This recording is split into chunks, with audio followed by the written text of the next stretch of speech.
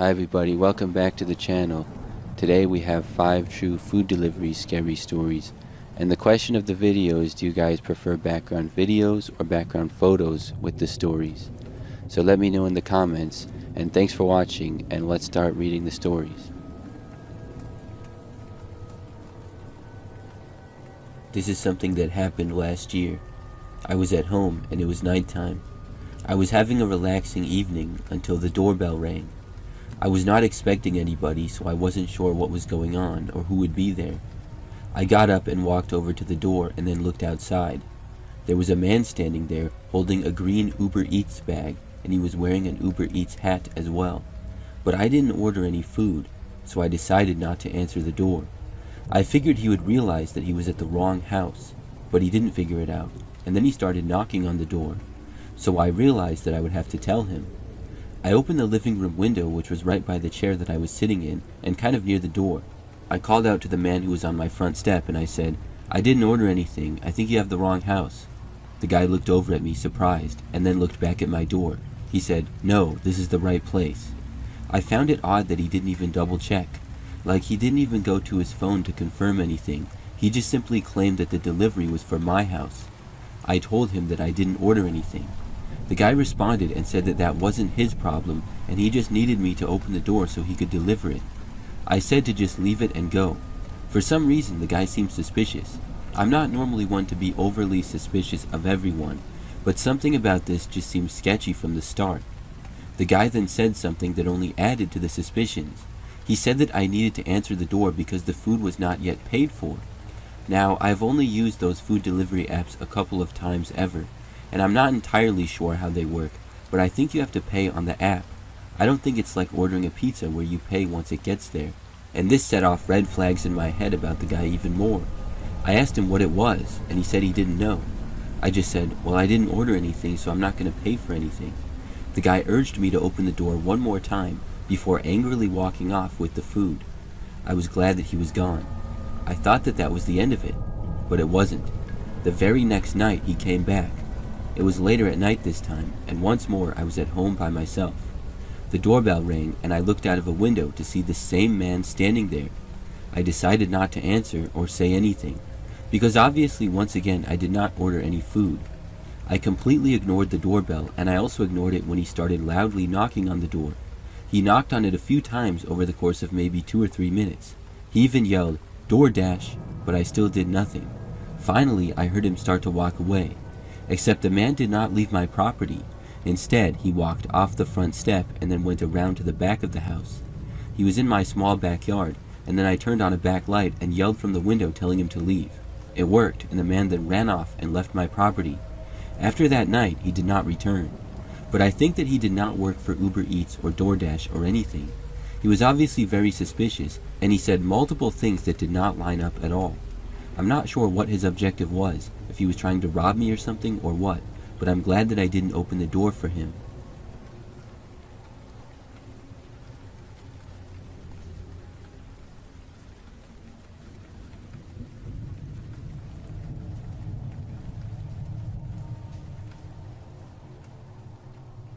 I used to be a pizza delivery driver for a time period when I was younger. One night we had an order of 4 pizzas, and I was going to make the delivery. The pizza place I worked at was a chain that was in town, and it was typically busy. So I took the 4 pizzas when they were done, and then I went out to my car and began driving to the address. By now it was about 10 o'clock at night, but we were open late, as many pizza places are. So after driving to the address, it took me to this fairly quiet and pretty average looking neighborhood. I remember that I parked out front on the side of the road, got out, and walked up the driveway. The street had many houses, each with around the same sized front yards and a good amount of trees. I got up to the doorstep and rang the doorbell to the house. Moments later, the door opened and a woman answered. She instantly asked me to please come inside and didn't say anything else. The pizzas were not yet paid for, so I stepped inside the house. When I got in, it seemed like a normal place. A little small, but nothing too out of the ordinary. The entryway went into what looked like the living room and dining room area. The lights were on in there, but appeared to be off deeper in the house. So the lady then asked me to follow her, and she mentioned how she had to get the money. She asked me though if I could please set the pizzas down where she needed them.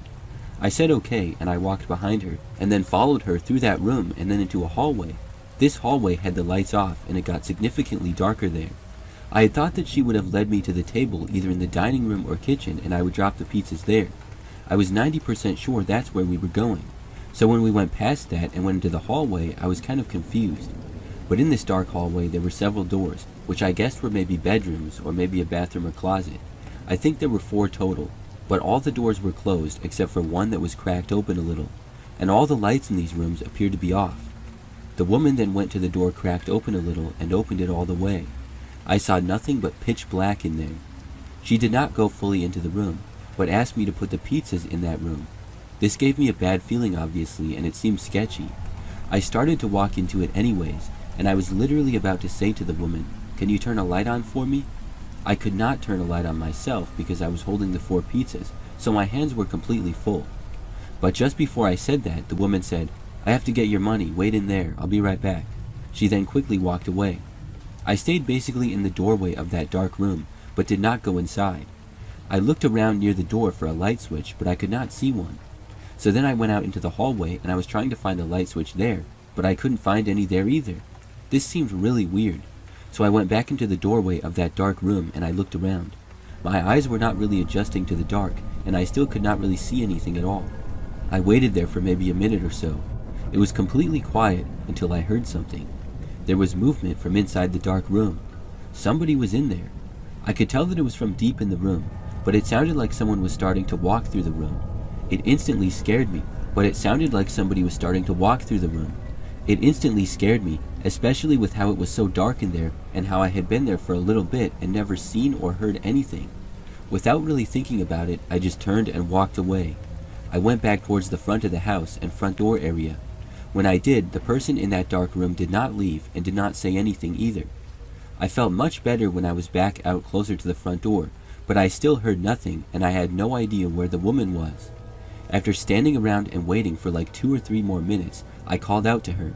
I said something like, "Are you going to be much longer? I have another delivery to make." I said it pretty loud, but I got no reply. I was really confused by this. So I stood around for maybe another minute or so. Then I basically yelled, "Hello?" There was still nothing. The longer I was standing there, the more creeped out I was. Finally, after like another minute, I couldn't take it anymore. I just turned around and left. I took the 4 pizzas and I walked out the door and quickly went back out to my car. I got in and drove back and told my boss what happened. He was mad, but thankfully not mad at me, more so at the customers. He understood that the situation was pretty sketchy and he didn't blame me for leaving, so I didn't get in trouble or anything. But in all my time delivering pizzas, that was by far the weirdest situation. I'm not sure what exactly was going on there, but I'm glad that I left when I did.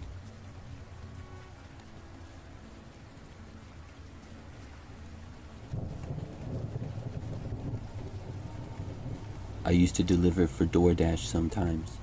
My scariest situation came about 2 years ago when I made a delivery. What happened was, I picked up some food from a restaurant and then was going to deliver it. I was working in an area about 15 minutes outside of the city, so there were a ton of houses and apartments, but it was easier to drive around there because it was a little more spread out. I remember that it was nighttime, about 9 o'clock probably, and I drove from the restaurant to the address. When I got to the address, it was a residential street with a bunch of houses. I made the delivery to the house and it went fine. I got back to my car and there was literally no other cars on this quiet street. But when I got back to my car, I decided to take another order, so I started driving away to go to the next restaurant.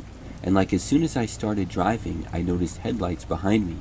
As I got farther down the street, I realized that the headlights were from a pickup truck, but I thought nothing of it at all. I left that street and I got to another one. The truck behind me did the same.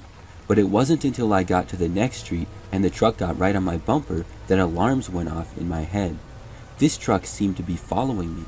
It made no sense at all though, because I literally did nothing, and I had no idea who was behind the wheel. I could not see, but I didn't know anyone with this kind of truck. I kept driving and was on a fairly average county road that was pretty quiet at this hour. I tried to make a random turn to see what would happen, but the truck just followed me, so then I went back to the route. I was supposed to be making a delivery, so I decided to just drive to the restaurant anyways. My thought was maybe going to a public place like that would lose the person following me, and at least I would probably feel safer. The truck followed me all the way to the restaurant. I went into the parking lot though, and the truck circled around it but did not go in. It was a parking lot in the shopping area that basically had a bunch of other parking lots all connected, and a few quiet roads as well. So while I felt a little bit better, I knew that the truck could probably still see my car from wherever he went, and follow me again when I left if he wanted to. I got out, went inside, picked up the food, and then went back to my car, hoping that I would not be followed anymore. When I first got back to my car and looked around, I did not see the truck. But when I left the restaurant parking lot and was driving out of the shopping center area, those headlights once again appeared in my mirror. I was wondering why on earth this guy was following me, but I continued with the delivery. I drove all the way to the next house that I was delivering to with the truck following me the entire time. When I parked out front, the truck pulled over behind me. I wondered what he would do. I got out of my car with the food, and the guy in the truck did not get out. Then I walked up to the house and made the delivery. But when I was up at the front door, I heard the truck moving. I hoped that maybe he would drive away. But instead, I saw the truck pull to right even with my car and then stop. Now he was right in the middle of the road. It was almost like he was waiting for me. I stayed by the door of the house that I was at because I was scared to go back to my car. Why was the truck just even with my car like that? After dropping off the food, I just kind of hung around the front step for a minute. Then I noticed another car coming down the street. It approached the truck, and the truck was blocking its way from getting by. So after a couple of seconds, the truck then moved forward to let the car pass. It then pulled over to the side of the road in front of my car. When I saw the truck moving, I took it as my chance. I ran back to my car and then got inside. Right after the other car had passed, the truck started reversing. Before I could leave, it once again got even with me. I sort of saw the guy that was driving, but not very well. I hit the gas and left, and once more the truck got right behind me. I knew that I needed to get rid of him. It was only then that I had the idea to call the cops. I dialed 911 and told them that this truck was following me and I didn't know why. I told them where I was driving to. I continued to drive on the road then and just hoped that the truck would not do anything crazy. He just kept following me at around the same distance. After about 5 minutes, a cop car got behind us and pulled the truck over. I kept going and was able to make it home. But I never did find out who he was or why he was following me. It's still a mystery. I didn't do anything like cut him off. I don't even remember seeing him at all prior to that. It was really weird.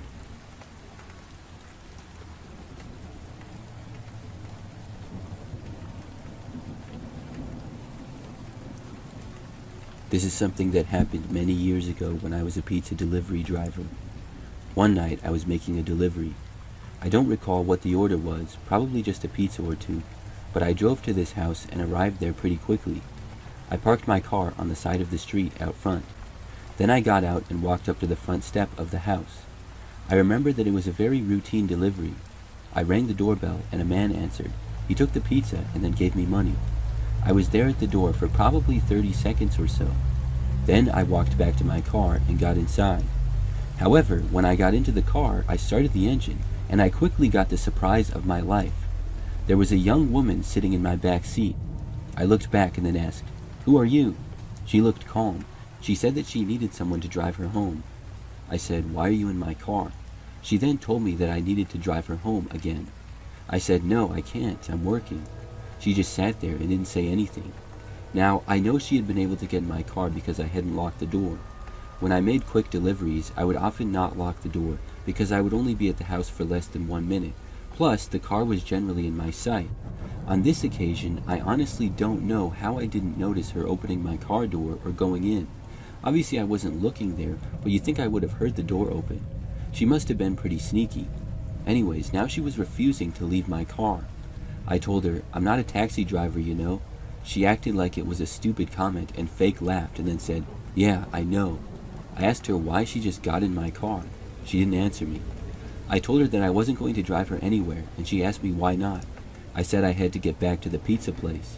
Finally, after sitting there for a few more moments, she angrily got out of my car and slammed the door shut. Then she kicked my door and stormed off. I watched where she went, and she went inside the house that I had just made a delivery to. That confused me even more. If she had been asking me to drive her home, why did she just go in this house? It was really weird. But after that, I just went back to the pizza place and continued.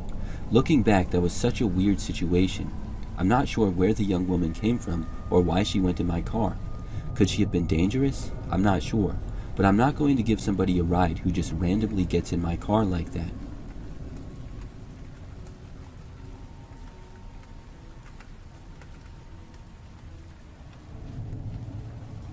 A few years ago, I ordered a pizza from a small town pizza place. I don't live in this city anymore, but at the time, I lived in a town that was pretty quiet. Sure, they had Domino's and Papa John's, but I wanted to try a local pizza place to see the unique flavors. So I kind of picked the place at random, I guess. I knew nothing about it, and just hoped that it would be good. But I was excited to try it. Now, I should mention that I had just gotten home from work and it was about 9 p.m., so it was a little bit later, but nothing crazy. I didn't feel like cooking or going back out to get something, and I lived in a small house that was in a neighborhood probably 10 minutes from the pizza place. I called in and ordered the pizza, and was told that it would take about 20 minutes before it would get there. So then I sat around and waited. When 20 minutes went by, there was still no pizza. Then 30 minutes, and then 40. So then I called the pizza place, and they told me that the pizza was on its way. I wasn't mad or anything, and I wasn't complaining. I just wanted to make sure that the order was still coming. But then some more time went by, and there was still no pizza. I was getting tired, and also really hungry. So I just made something small, and then after it still wasn't there, I decided to just go to bed.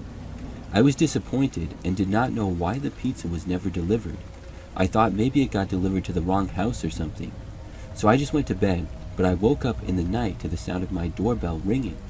When I heard it, the doorbell rang again like 5 seconds later.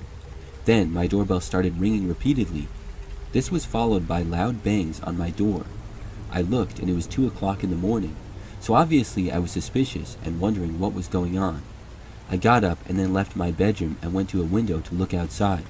There I saw a pizza delivery guy standing there ringing my doorbell and banging on the door over and over. I could not believe it. I went to the door and then answered it.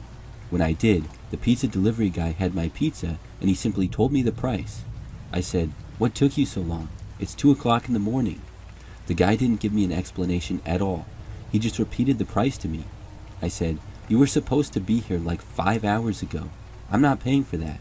The guy said that I had to pay and there was no refunds, and he said that he got here as soon as he could. I told him just to take the pizza back. I wasn't paying. Then I closed the door in his face. But this guy was angered by that. He started instantly banging on the door as soon as it shut. I didn't go back to answer it. He continued banging on the door for like 5 minutes. It was getting to the point where I was going to call the cops if he didn't leave soon, but thankfully, the knocking then stopped. I went back to my bedroom to get more sleep at that point. The next morning when I woke up, I was going to leave for work. The pizza guy must have watched the show Breaking Bad or something, because when I got outside, I saw that there was a pizza on my roof. I guess the guy put it there when I didn't accept it. Later that day, I called the pizza place and reported it. They told me that they were not aware of any pizza being delivered at 2 o'clock in the morning. They said their store closed at 11 p.m. and they would not make any deliveries later than that. As for my pizza, they said they didn't know what happened and were sorry. When I described the pizza guy and asked who it was, they claimed they didn't know. I have no idea what happened, but that was by far the craziest pizza delivery that I ever had.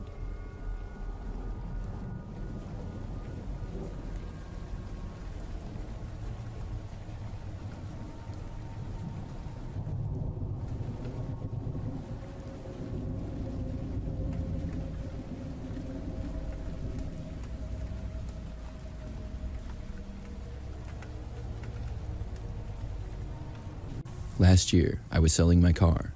I had a 2015 Toyota Camry, but I recently started leasing a new car and I didn't need the Camry anymore. I had bought the Camry on Craigslist and paid a good amount of money for it, so I wanted to get all that I could. When I listed it for about the top price that was still within reason. At first, the car didn't garner much attention. The ad was on Craigslist for probably 4 or 5 days before I was contacted. The first person that contacted me sent me a lowball offer, which I declined. The second person who texted me about the car said that they wanted to look at it and were seriously considering buying it. We texted back and forth for a bit. It was a man who told me his name was Rob. Rob told me that he worked really odd hours, and the only time he would be able to look at the car was late at night. He then asked if he could see it at 11 p.m. the next night.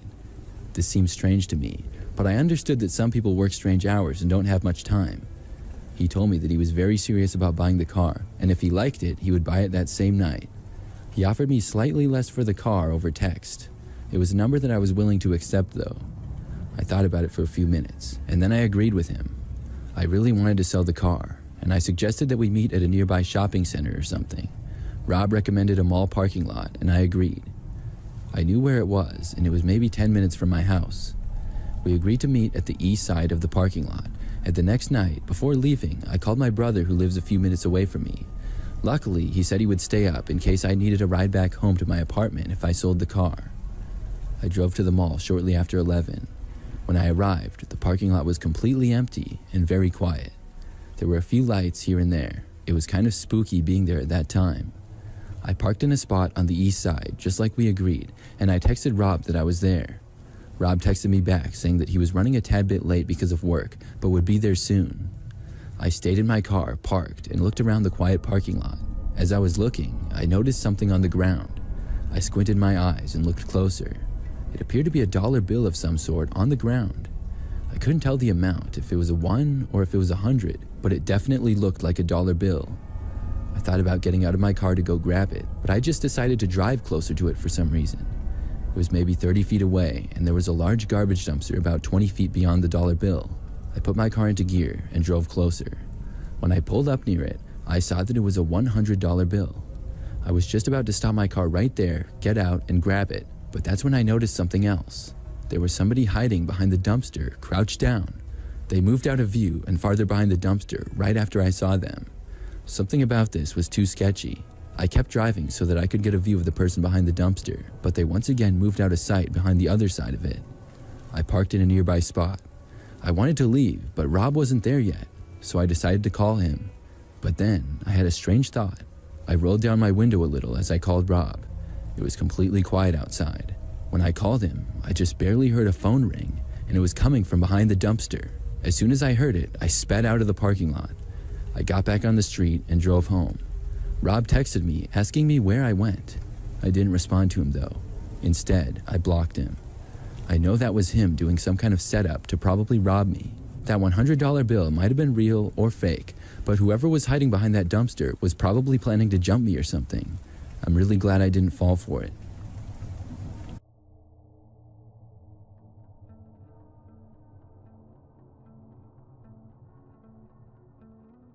This story took place last fall. At the time, I had just recently moved to a house for college. I was living with 3 different roommates, and none of us had much furniture. We had some things for our own bedrooms, such as desks, chairs, and our beds, but we didn't have couches and things like that. I decided to look on Craigslist for some couches and other chairs we could use in our living room. I didn't have much money to spend, but we still wanted some decent furniture in our house. After searching for about 10 minutes, I was able to find one that looked to be a pretty good couch for us to use. We didn't need or want anything that nice, knowing that we would probably just get rid of it when we all moved out of the house. The couch that I found only costed $50, and after showing it to my roommates, we all agreed to go buy it. I contacted the seller, who was at the other end of town, but said that whenever we wanted to come and buy it, we could. So that night, my roommate Ben and I both went in my car and drove to buy the couch. It took us only about 15 minutes to get there, because like I said, it was all the way at the other end of town. When we arrived at the address, Ben and I got out of the car and walked up to the house. We were in a neighborhood that honestly didn't look the greatest, and in fact seemed a little bit sketchy. It was only about 9 p.m., but nobody else seemed to be out on any of the roads at the time. When we got up to the house, we knocked on the door. It opened up, and a man stood in the doorway. He was very tall and thin, had blondish hair, and asked what we wanted. I told him we were there for the couch. He then asked for $20, which was strange because it was listed at $50 online. I wasn't going to question it though, and I handed him the money. I could see that the couch was already right up against the wall near the front door, and the man then pointed to it as he walked away. Ben and I each grabbed one end of the couch, and then walked out the door and put it into the back of my truck. Then we got in and drove back. I drove, and when we had made it all the way back to our house and gotten onto our street, Ben told me that we were being followed. I had no idea that somebody had been following us, but now that I looked back, there was a car with its headlights on a ways down the street. I said it's probably just a neighbor, but Ben said it had followed us all the way from the neighborhood where we had bought the couch. I parked anyways, right in front of our house. I really wasn't scared of some random person following us for whatever reason, and they weren't getting out of their car, whoever they were. Plus, there was a chance that maybe it was just a neighbor, although those chances seemed pretty slim. The car was at least a good 100 feet back though, and we brought the couch inside and put it into place in our living room. It was then that we noticed out of the front window that the car that had followed us was now idling right in front of our house. We both went to the window and looked.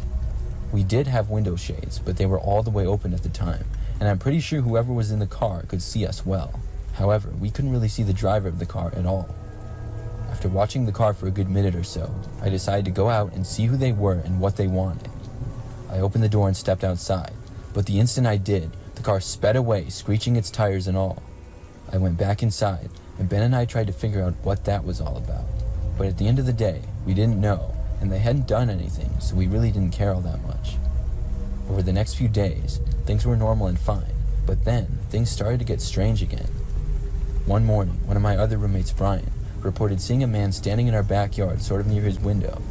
All of our bedrooms were on the second floor, so Brian could see him, but the guy wasn't facing him, so he couldn't identify how he looked. Brian said he thought it was weird, but ultimately just went back to bed. Then, the next night, as we were all watching TV in the living room, the window shades were partially closed, but I noticed what appeared to be two men walking through our front yard. I went over and looked out and saw them go past to the side of the house. After that, they went out of sight, but all of us living there would continue to see random people in the yard or cars driving and stopping in front of the house randomly. This went on for about a week or two, and then all of a sudden it just stopped. After that, none of us ever noticed anything like that again. It was really bizarre, and I still don't have answers.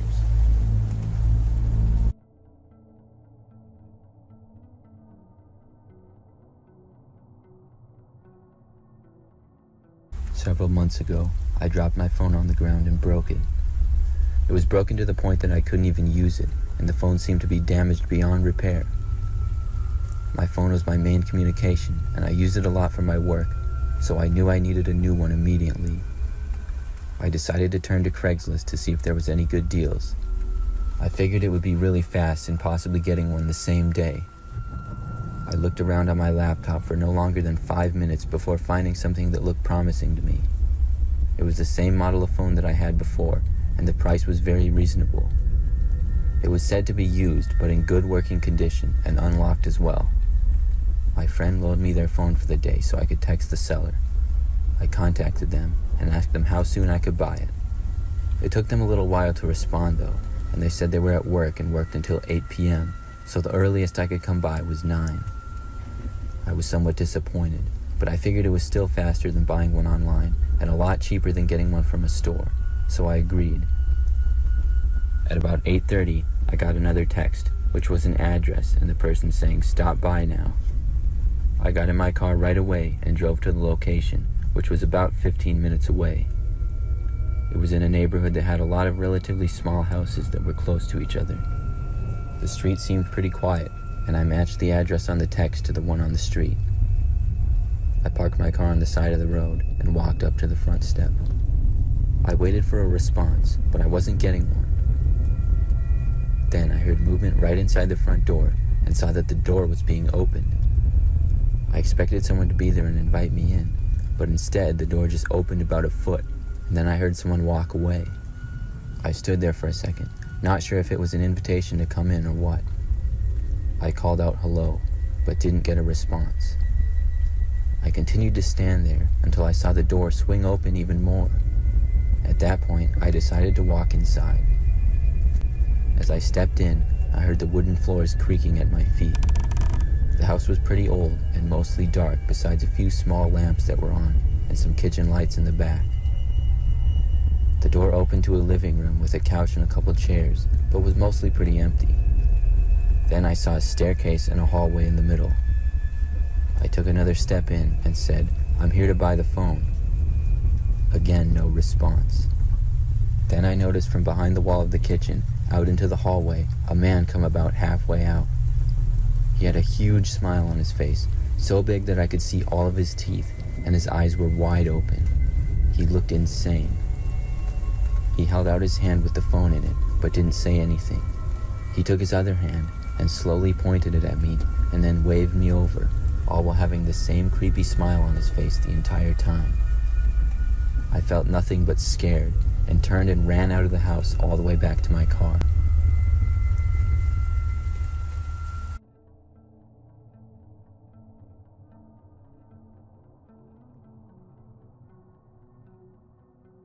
couple of years ago, I responded to a Craigslist ad for a TV. I was in the market for a new one after mine broke, and unfortunately, I hadn't gotten the warranty for it. I searched on Craigslist because I figured that's where the best deals would be. People on Craigslist are generally just trying to get rid of stuff and will sell it somewhere else if they want more money. That's what I was thinking. So after searching for a while, I found a TV that looked good. It was 55 inches, relatively new, and was a good price. Not so cheap that it looked like a scam, but cheap enough that it was a really good deal. I saw that it was a new listing, and I decided to contact the seller immediately so that nobody else would get it before I had a chance to. The seller responded to me rather quickly, and I asked to look at the TV. I had the money and was prepared to buy it as long as it worked and everything, but my main problem was how I would bring it back to my place. My car was really small, and there was no way I was going to fit it in there. My buddy Danny had a truck that it would fit in, so I texted him and asked him if he would help me out. Meanwhile, I was told that I would be able to see the TV that day at 3 p.m., and I agreed to go see it. My hope was that Danny would be able to possibly meet me there with his truck, but a few minutes later, he wasn't responding to my text. I had to leave, and I drove to the location I was given to. It was about 15 minutes away from where I lived. I got to the neighborhood, which looked pretty average to me. It was a residential area that was a little bit out in the country, but not too much. Most houses were decently spread apart with larger yards and a decent amount of trees around. I arrived at the address and parked on the side of the street in front of it. It was a nice-looking house with a long driveway. They had some nice decorations outside and a garden in the front yard. I texted the seller letting him know that I was there, and he told me to come up to the front door. I got out of my car and walked up the driveway, then knocked on the front door. A man answered and said his name was Dave. Dave had gray hair and a gray goatee. He was maybe in his 50s or 60s. He told me he was selling the TV because his son gave him one, and he just wanted to get rid of this one now because he didn't need it. He then told me that he had some other people interested, so he hoped I would be able to buy it. After I saw the TV sitting in his living room and we turned it on, I told him yes, I would like to buy it, but I wouldn't be able to drive it to my place. I explained how I texted my friend, and then I checked to see if Danny had gotten back to me. He had, but he said he wouldn't be able to help me until tonight. I asked the man if there was any chance he would be able to hold the TV for me just until 8 p.m. when I would be back. I was surprised, but the man agreed, but he said he wouldn't hold it any longer. I left and went back home, and when Danny came by with his truck that night, I texted Dave, the seller, and he said it was fine for me to come and buy the TV now. Danny and I drove back to Dave's place, now at nighttime. When we arrived at the neighborhood and made our way to the address, I got confused. Dave's house looked different. All of the lights were off, the yard decorations were gone, and even the flowers were gone. It looked as though it was a completely different place than a few hours earlier. Danny shut his engine off and had already gotten out of the truck. I got out and told him to wait because it just didn't look right. Danny was confused and asked why as he began to walk up the driveway. I told him how it looked like nobody lived there now, and he did agree that it seemed creepy. I called Dave to let him know that I was there now, but after I called him, there was no answer. I texted him as well, but I couldn't get a response. We got back in the truck and sat in there waiting for about 15 minutes, but I didn't get any responses from Dave. I figured maybe he sold it to somebody else after all or something, and we decided we should just go back home. I was frustrated, and I was also really weirded out by the whole situation. That night, I was awoken in the middle of the night to my phone ringing. I picked it up and saw that Dave was calling me. It was almost 4 a.m. I decided to answer it because I was really curious why he was calling me now. When I picked up, I could hear Dave's voice start to speak, but I couldn't make out anything that he was saying. He then began to laugh like a maniac, and it really gave me the creeps. His laughing got louder and louder, and then he hung up. It took me a while to get back to sleep, but I was so creeped out by the whole situation that the next day I drove all the way back to the neighborhood. I knocked on Dave's door, but nobody answered. The house still looked abandoned, so I went to the neighbor across the street and knocked on his door and asked him if he knew the guy who lived there. He told me that nobody currently lived in that house and hadn't for a couple of weeks. After learning this, I went back to Craigslist and found that the listing had been deleted. I also looked at my phone and tried to call and text Dave again, but my number was now blocked.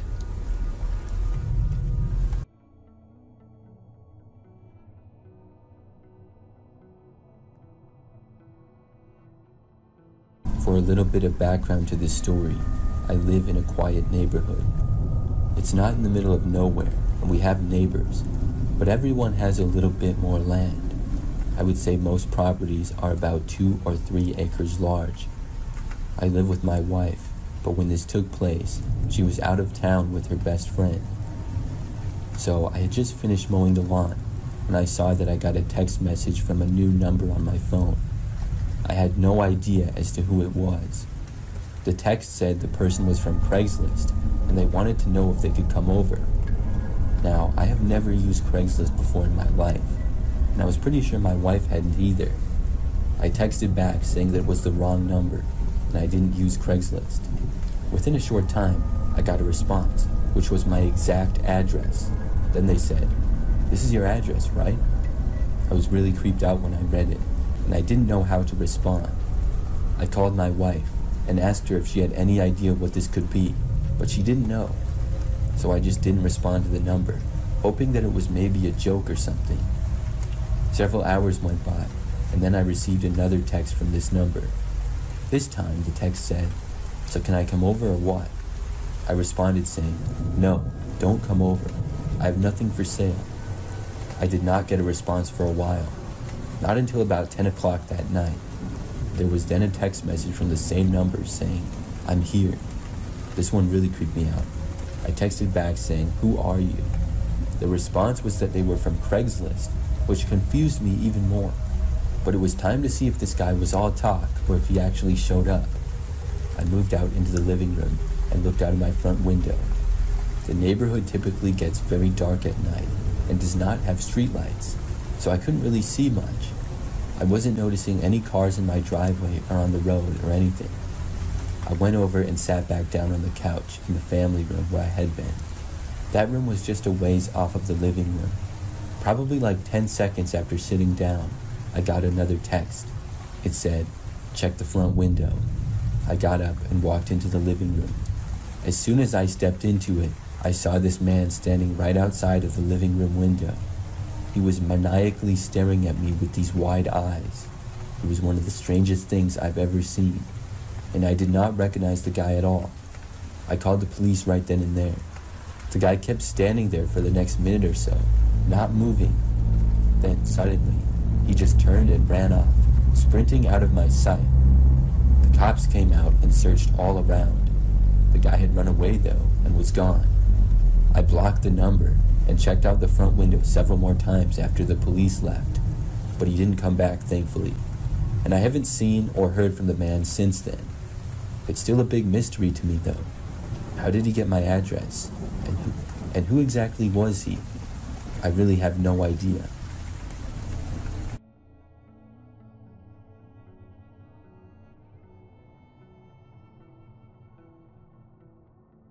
I recently got my first car and moved outside of the city. For years, I had rode my bike just about everywhere, but after I got my car, I really stopped using it. It was a very nice bike, so I decided to sell it on Craigslist and see what I could get for it. The bike was up for a few days before I got any responses. Finally, I got one. A man named John said he was very interested and wanted to buy it. I gave him my address and told him to come by that evening. When the time came, I got the bike and went out to my driveway. A short time later, I saw a van come around the corner towards my house. It was a kind of old-looking van, and it parked right in front of my house. A man got out and introduced himself to me. He wore a cap and his clothes were sort of dirty. He told me he was John, and then he started looking at the bike. He examined it for a couple of minutes, and then felt one of the tires. He said the tire seemed low and asked if I could get my pump from the garage. In my opinion, the tire was just fine, and I was sort of afraid he would try to steal the bike if I walked away, so I told him I didn't have a pump. The man then asked if we could go into my garage because it looked like it was going to rain. It was cloudy, but I didn't really think it was going to rain, and overall the man was really sketching me out. I told him no, and the man then just simply turned around and walked back to his car. I brought the bike back up my driveway. I waited for the man to leave, but he just seemed to be sitting there in his car. I went behind my house to put the bike away and then went inside. It took about 30 minutes for the van to drive away. I kept an eye on him the whole time because the man had just come across as a little suspicious to me. The situation made me a little more skeptical about Craigslist because I really hadn't used it before and I had heard lots of bad things, but I figured it was all just stories. The next day when I woke up, I walked out my front door like I did every day to water several of my plants that I had out there. When I opened the door, I noticed the van was parked in front of my house again. As soon as I seemed to notice it, it violently pulled out onto the street and drove away, making a screeching noise as it did. I was left pretty shocked. I didn't know what they were doing there or if they were planning something bad, but I'm not aware of them returning since. This was all just a few weeks ago, and I've decided to just keep the bike.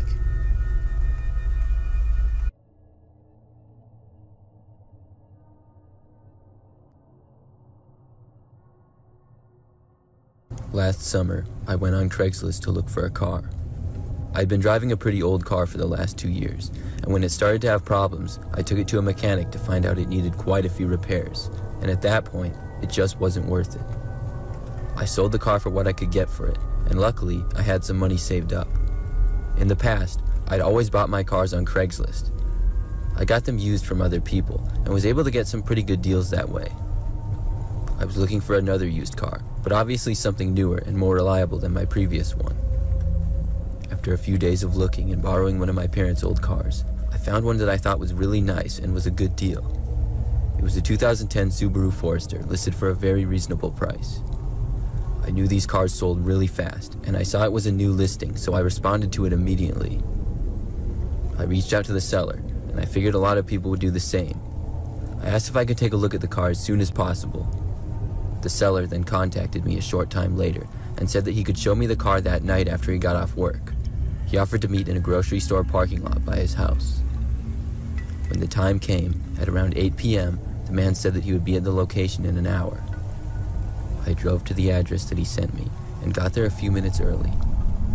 It was a grocery store parking lot that was pretty big, but the store was closed and the parking lot was completely empty besides me. I texted the seller telling him that I was there. He responded that he would be there within 5 minutes. A short time later, I saw a car pull into the parking lot, but it wasn't a Subaru Forester. Instead, it just looked like an average white car. I figured it was someone else, until the car parked just a few spaces away from me. I then saw a guy get out of the car who appeared to be on the younger side. He walked towards my car. I opened my door and got out. The man reached out his hand to me and said his name was Al. I introduced myself back to him. He then asked me if I would like to see the car. I looked at what appeared to be a white Ford Fusion, which was nothing like the green Subaru Forester I had planned to look at. I told the man I thought he was selling a Subaru Forester. The man looked at me for a few seconds and then started laughing a nervous laugh. He then apologized and told me this was another car that he was selling and had just got his appointments mixed up. He then pulled out his phone and started looking through it. As he was doing this, I saw out of the corner of my eye in the backseat of his car, someone's head slowly creep up. I only saw the top half of their head, and their eyes looked at me before the head quickly ducked back down. I found this strange, as if someone was hiding in the back from me. Although I only saw the top half of the person's head, it appeared to be a grown man. As Al kept looking at his phone, I asked him who was in his car. He told me nobody was, and he had come alone. I told him it looked like someone was in the backseat of his car. Al then interrupted me and said he saw now that I had responded to his ad for a Subaru Forester and not the Ford Fusion. He then apologized for getting them confused. I asked him if he was a dealer, but he said no, he just had a couple of cars for sale at the moment. By this time, I was feeling sort of weirded out, and being in a quiet parking lot at night didn't help. Al then asked me if I was interested in looking at the Ford Fusion anyways. He started trying to sell me on the car, saying that he would give me a great deal and that I could even test drive it. It really wasn't what I was looking for though, and I told him no thanks. I then told Al once again that I was sure I saw someone in his back seat. Al then walked over to his car and got inside. I saw him look in the back, and then he rolled down his passenger window and said to me, "Nobody's in there." Then he drove away without saying another word. I then got back into my car and drove home. After getting home, I realized just how weird of a situation it was. Al seemed really suspicious to me, like he was hiding something, and I didn't know what was going on. When I went to look at the Craigslist listing again, it was gone. The next day, I decided to report the whole encounter to Craigslist. To this day, I don't know who the guy in the backseat of the car was. If it was some sort of setup to rob me or something like that, I don't know. But the fact that the Al guy seemed to have multiple listings scares me. It makes me think if he was planning to rob me or something, he was going to do it to multiple people.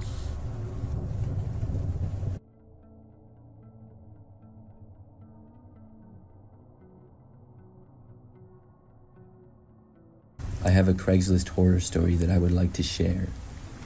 This should also serve as a warning to anybody using these types of websites. So I was recently selling my old laptop a few years ago. It was a MacBook Pro, so I knew that I could get decent money for it. The computer model was still somewhat new, and mine worked very well. I just had to get a new one for work, and I use it every day. So anyways, I listed the old one on Craigslist for $1,000. I know this is a lot of money, but it was actually worth slightly more. Within 24 hours of posting the ad online, I got a response. It was a text from someone saying that they wanted to buy the laptop. I told them that the price was $1,000 cash and made sure that they were okay with it. If they negotiated with me, I might go down a little bit, but I really didn't want to sell it for much less than $1,000. The person said they were good with the $1,000 though, so I suggested that we meet somewhere in public. I knew better than to give out my address or anything like that.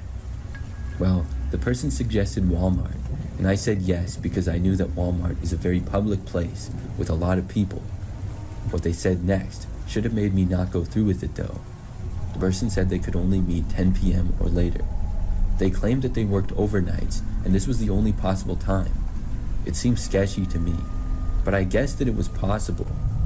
Finally, I asked their name, and I introduced myself.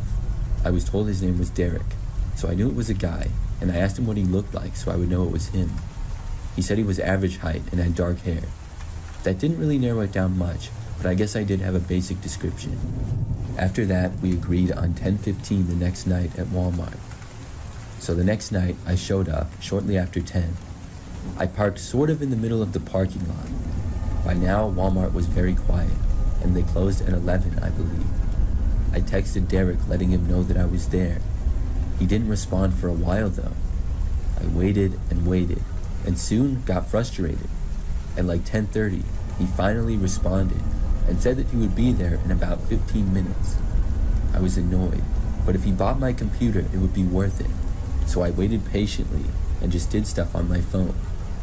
More time went by though. At shortly after 11, I was about to leave when Derek finally texted me saying that he was there. He then said that he was at the back of the parking lot. I looked around, but I couldn't see much from where I was. Eager to sell the laptop already, I drove farther to the back of the parking lot. There were several random cars spread out, and I didn't know which one was Derek. I couldn't tell if anybody was inside any of them, but most appeared to be empty. So I just kind of parked in a random spot in the back, and then asked him again where he was. He did not immediately respond to me. Then, out of nowhere, I saw this car approaching. I knew that it had to be Derek, but when it got closer, I noticed that the driver was wearing a black ski mask. Then I saw someone in the passenger seat, and they were also wearing a ski mask. I saw somebody in the back seat as well, and they were also wearing a ski mask. They pulled up right into the parking space next to me. I just drove away when I saw that. The car started to follow me at first, but when we made it to the front of the parking lot, there was actually a police car in front of the Walmart. When I saw it, I drove straight for it. I then noticed the car behind me making a complete U-turn in the narrow Walmart parking aisle. I continued over to the police car, only to see that it appeared to be empty. It worked though, and the guys were gone. I drove home and then blocked the number. After that, I took my laptop off of Craigslist and listed it on eBay instead.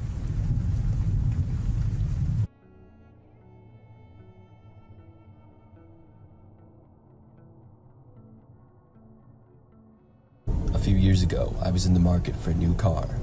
By new car, I mean newer than the one that I was currently driving at the time. My car was over 20 years old and would occasionally break down. I finally had some money saved up and was looking for something a little bit better. I started looking around on Craigslist. This is where I had gotten my first car, and I knew that they had a lot of good deals. I was also familiar with the website and had been looking there for almost a month. I found a car that looked pretty good. It was cheap, sort of high miles, but lower than my current car, It was definitely an upgrade. I decided that I was serious about it, and I contacted the owner to look at it. It turned out that the owner was a small dealer in the local town, and he said that I could come and see the car the next day. So I went there, and it was a place that I had never seen before. It was sort of run down looking, and even a bit sketchy. The building was small, and the parking lot had areas of cracked concrete with weeds growing out of it. The place had 8 total cars for sale, none of which looked very appealing. Still, the prices were cheap. The building was small, but had 2 stories, and it looked very old. I walked up and tried going inside, but the door was locked, so I knocked on it. A short time later, a man opened the door and introduced himself to me as Terry. He shook my hand and asked me what car it was again that I was interested in. Terry had a mustache and wore a red hat. I would describe him as fitting in with the place nicely. I reminded him of the car that I was interested in and pointed it out on the lot a few feet away. We both walked over to it, and then Terry said, "Let's go get the paperwork." I was a little bit confused because I hadn't agreed to buy it yet or anything. Maybe he wanted us to test drive it, or maybe he didn't know the general information on the car. So we both went inside the building. When I got inside, I saw a small hallway and then a few doors. Then there was a staircase going upstairs. Terry told me to go upstairs, and that's where it was located. I walked up the narrow staircase, and as I reached the top, Terry stood there and showed me which room to go in. There were only 2 doorways at the top of the stairs in a tiny hallway. I started to walk into the room. There was nothing in it though. No desk, no paperwork. The windows had bars over them, and it just looked really creepy. I didn't want to go in. I suddenly said, "Actually, I really have to go to the bathroom right now. Do you have one I could use quick?" Terry paused for a few seconds before he answered. He then told me that he did have one downstairs and told me to be quick. He said that he would show me where it was, and we both walked back down the stairs. When we got down, he showed me to a small room that was the bathroom. When I got inside, it was very small and dirty, but now I was away from Terry. I was still really creeped out though. Why did he want me to go in that room? As I was in the bathroom, I could tell that Terry was right outside the door, directly on the other side. This was also really suspicious. I just wanted to leave at this point. I no longer cared about buying that car. I went to leave the bathroom, and as soon as I started opening the door, it hit Terry, who was standing right outside of it. When it did, I quickly closed the door again. Then, I decided to just open the door really fast. The door opened onto Terry, and it pushed him back a little. It created a sort of wall between me and him. I ran out of the room and to the right. Then I ran straight for the door. I heard him yelling something at me, but I didn't stop to listen. Soon, I was out of the building and sprinting for my car. When I made it, I got inside and drove out of there. I got home, and when I looked, the Craigslist ad was deleted. I tried finding that car place on the map, but it was not showing up as a business. I really don't know what the deal with it was, but I never went back.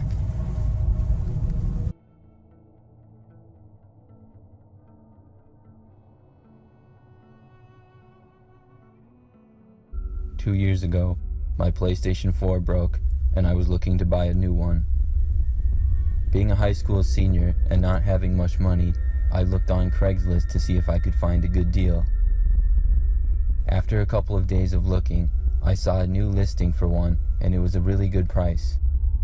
I didn't waste any time and texted asking if it was still available. The number texted back within 5 minutes saying that it was. I asked if I could buy it later that day. They said yes, and they told me to come at 8 p.m. that night. I was excited to get the PlayStation, and at about 7:30, I left. It was only about 15 minutes away, and I arrived early.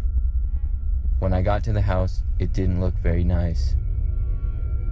It was quite frankly gross looking. The grass in the front yard was way overgrown, and the driveway had cracks all over it. I could even see boards over one of the windows. I couldn't see inside of any other windows because there was large blankets or something covering them. The neighborhood itself was not the best, but it wasn't too bad and did have a few nice houses. I waited in my car for a while, and finally I texted that I was there. They replied that the PlayStation was inside and I should come in. At this point, the sun was setting, and I didn't feel very comfortable going into that house alone. But being the 17-year-old boy that I was, I told myself not to be scared, and I got out of my car and walked to the house. As I walked up to the door, I saw out of the corner of my eye the blanket covering the windows move.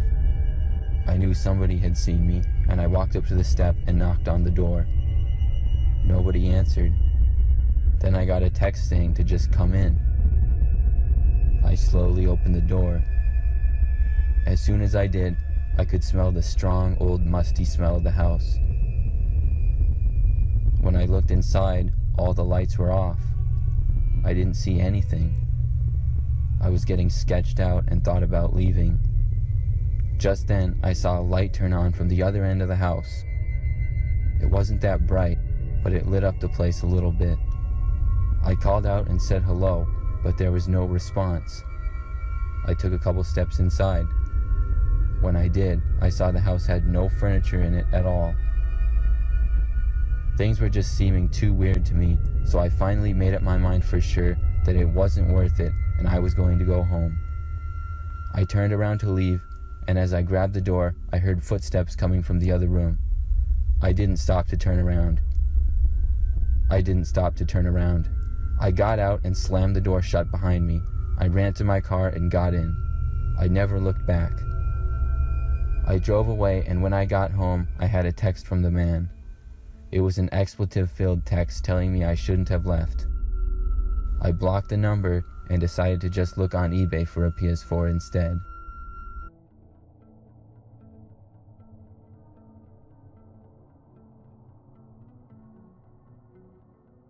One time, I was going to buy a TV on Craigslist. This was years ago, but I would browse Craigslist at work all the time back then. Several times, I got really good deals or things for free. You never really knew what you would find there, but you also had to be very careful. So I found this really good deal on a nice TV. I was in the market for one, and the ad looked legit. The price was cheap, but not so cheap that it would make me wonder if it was too good to be true. The pictures of the TV appeared to be in somebody's home. I responded to the advertisement and said that I would like to buy the TV if it was still available. Within an hour, I got a text back from the seller saying that it was available. It was a woman who said her name was Joy. She gave me an address and told me to come over the following night to buy the TV. I looked up the address, and it appeared to be a house in a neighborhood that was maybe 10 minutes away. So the next day, I got the cash and drove to the address. I parked on the side of the street in front of the house in what appeared to be an average neighborhood. I think it was about 7 p.m. When I knocked on the door, it was quickly answered by a woman. She looked to be in her 30s and was about average height with dark hair.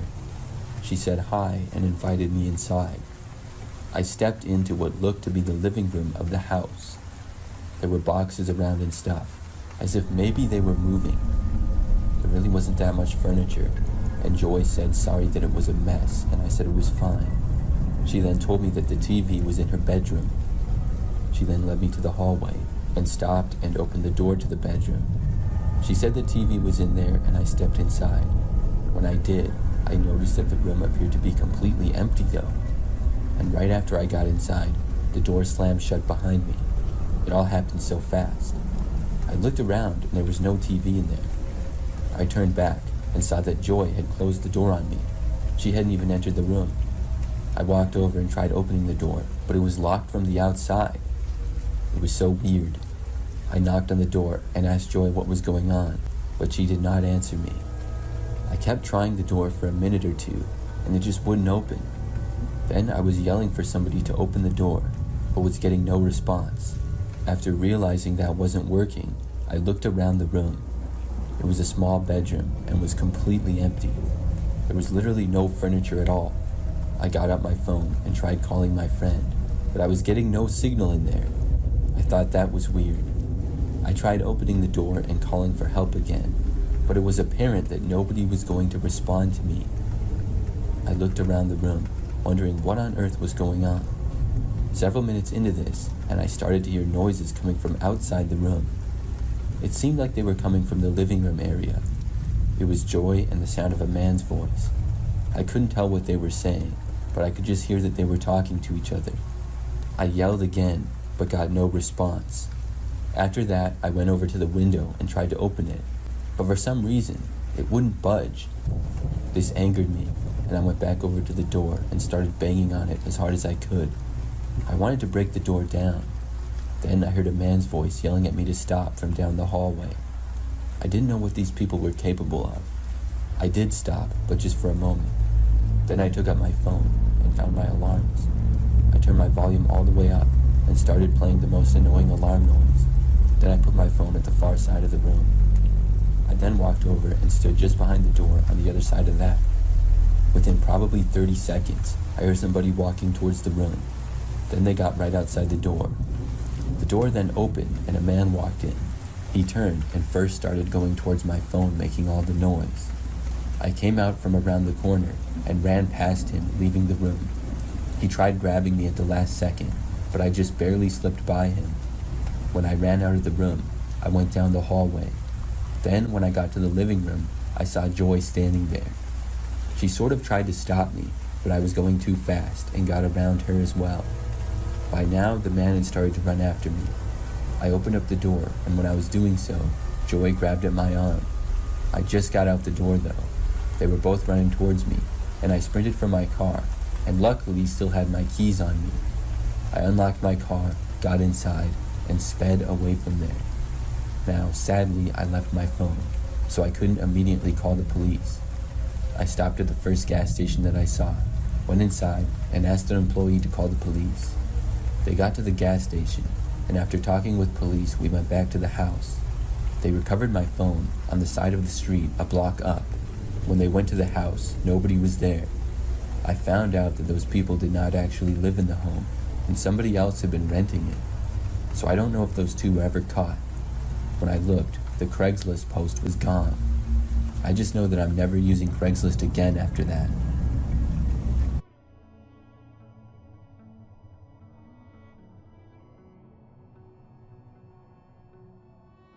This was the first and only time I ever used Craigslist.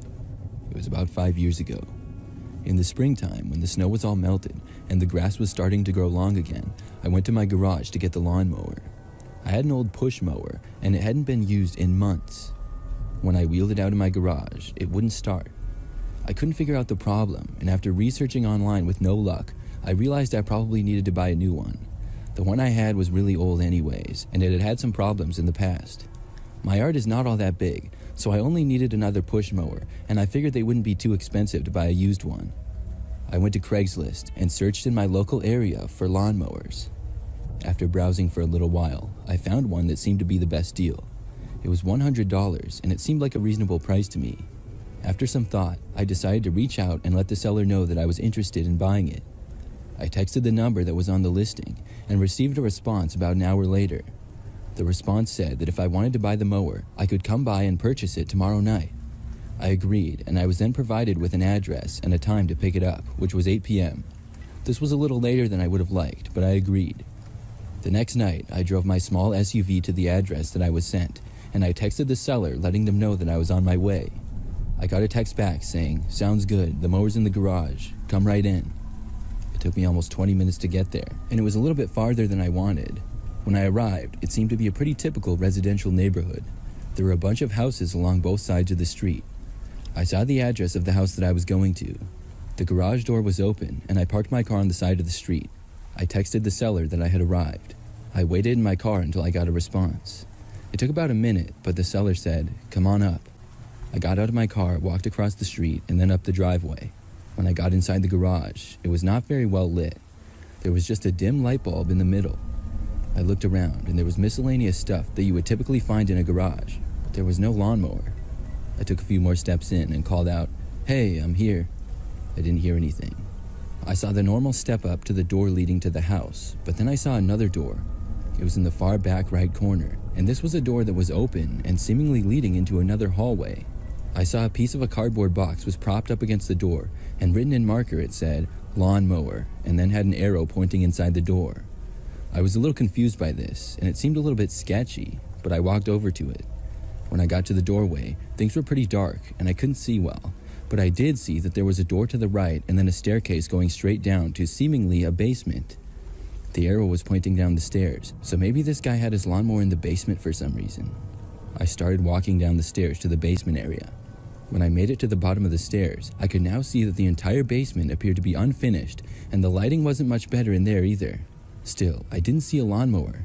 Then I heard noise coming from up the stairs. It was the door from the garage leading to the basement, and it was closing. It wasn't slammed or anything. It was closed relatively quietly, but I still heard it. I looked up the staircase, but didn't see anybody. Whoever had closed the door closed it from the outside. I suddenly had a really bad feeling, and I just wanted to leave. I walked back up the stairs as quickly as I could. As I was making it to the top of the stairs, I heard another door close, and then footsteps. Somebody else was in the house. It sounded like they had gone in the other door leading from the garage. I tried opening the door to the garage, but it was somehow locked from the outside. I couldn't open it. Then I tried the other door leading to inside the house. That one was already open a crack. When I made it inside the rest of the house, I saw that I was in some sort of hallway. It was small and led to a living room type of area that had a sliding glass door that went out to a back patio. I heard footsteps approaching from another room around the corner. Without hesitating, I went to the sliding glass door and opened it. Once outside, I shut it behind me, just in time to see a man coming into view inside the house. I didn't get a good look at him at all, but he was walking in my direction at a rather fast speed. I bolted out of there, sprinting all the way from the backyard to around the house and garage and all the way back to my car. When I made it inside my vehicle, I started the engine and immediately left. I drove all the way back home, and then I blocked the number just because I didn't want anything to do with that guy. I reported my experience on the Craigslist website and then decided to buy a new lawnmower from the store. Since then, I haven't used Craigslist. I'm not sure if I'll use it again sometime. Maybe things have changed. All I know is I will never forget that experience I had, and I hope to never have one like that again.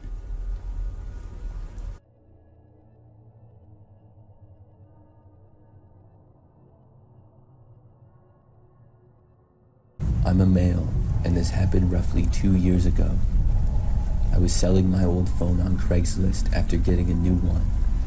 There was nothing wrong with the old phone, and it was only 2 years old. I figured there would be a good market for it, so I listed it on Craigslist. Now I was debating between eBay, Facebook Marketplace, or Craigslist. Obviously, I ended up choosing Craigslist. The price I was asking was pretty good. I didn't care about making a bunch of money off it. I really just wanted to sell the phone fast. And after posting it, I think within a few hours, I got a text message regarding the phone. Somebody told me that they were interested in buying it. I responded to them and said that it was available and they could buy it as soon as they wanted. After texting back and forth a bit longer, I gathered that it was a woman whose name was Molly. We arranged to meet up the following day outside of a local strip mall. It was, I think, located roughly halfway for us both, so it was a good meeting point. The next day, I took my phone and drove to the location to sell it. When I got there, everything went as planned. Molly showed up and bought the phone from me. Then we both went our separate ways. In the encounter, everything seemed normal. We didn't talk a whole lot, but I didn't notice anything strange about Molly at all. Over the next few days, things were fine. But then Molly began to text me. She was texting me telling me to come over, and then asking if she could come to my place. This came relatively out of nowhere. In fact, at first I thought she must have the wrong number. That is, until I saw her mention my name. I mean, we were not hanging out. I was just selling her my iPhone. That was the only time I saw her. And I also did not happen to be interested in her. But even if I was, this was not the way to go about it. She sent about 4 or 5 texts within an hour of each other late one night. I thought maybe she was drunk and that explained the behavior. But she then texted me the next morning as well, once again saying that she wanted to come over. I told her that I had a girlfriend. I didn't, but I just wanted her to leave me alone. She said that didn't matter. Then she continued to text me as if we were best friends or something, saying what's up and asking what I was doing. I was still very confused by all of this. When it continued for another day, I asked her to stop, but she did not. She became angry and started cursing me out and stuff. At that point, I blocked her. I thought that was it, and even that was a pretty crazy story. I mean, I guess you never know what could happen when you use Craigslist. But that very same night, Molly actually showed up at my house. I remember hearing a knock at my front door. During this time, I lived alone in a small house that I rented. When I looked out of the front window, I saw her standing there, and I couldn't believe it. I mean, how did she know where I lived? Had she followed me home? I answered the door, just to tell her to leave me alone. When I opened up though, she instantly started cursing me out. I told her to leave and she wouldn't. She started to advance forward as if to enter my house. At that point, I slammed the door shut on her and locked it. She tried opening it and then seemingly ran away. I just know that I saw her running away off the front step. I assumed that she was going, but I was wrong. Probably 30 seconds to a minute later, I heard a noise at one of the back windows. It was like a banging noise. I knew that it was her, and I instantly called the police. Then I sat inside and waited. She was pounding on the window, and then she went over and tried opening up the back door to the house. At one point, I opened up a window a distance away and warned her that I had called the police, but she didn't seem to care. She stayed there, moving from windows to doors and banging on them the entire time until the police showed up. They were finally able to stop her. I ended up having to get a restraining order against Molly. I honestly have no idea why she wouldn't leave me alone. I suspect drug use, but who knows? This has taught me to be more careful when using things like Craigslist or Facebook Marketplace.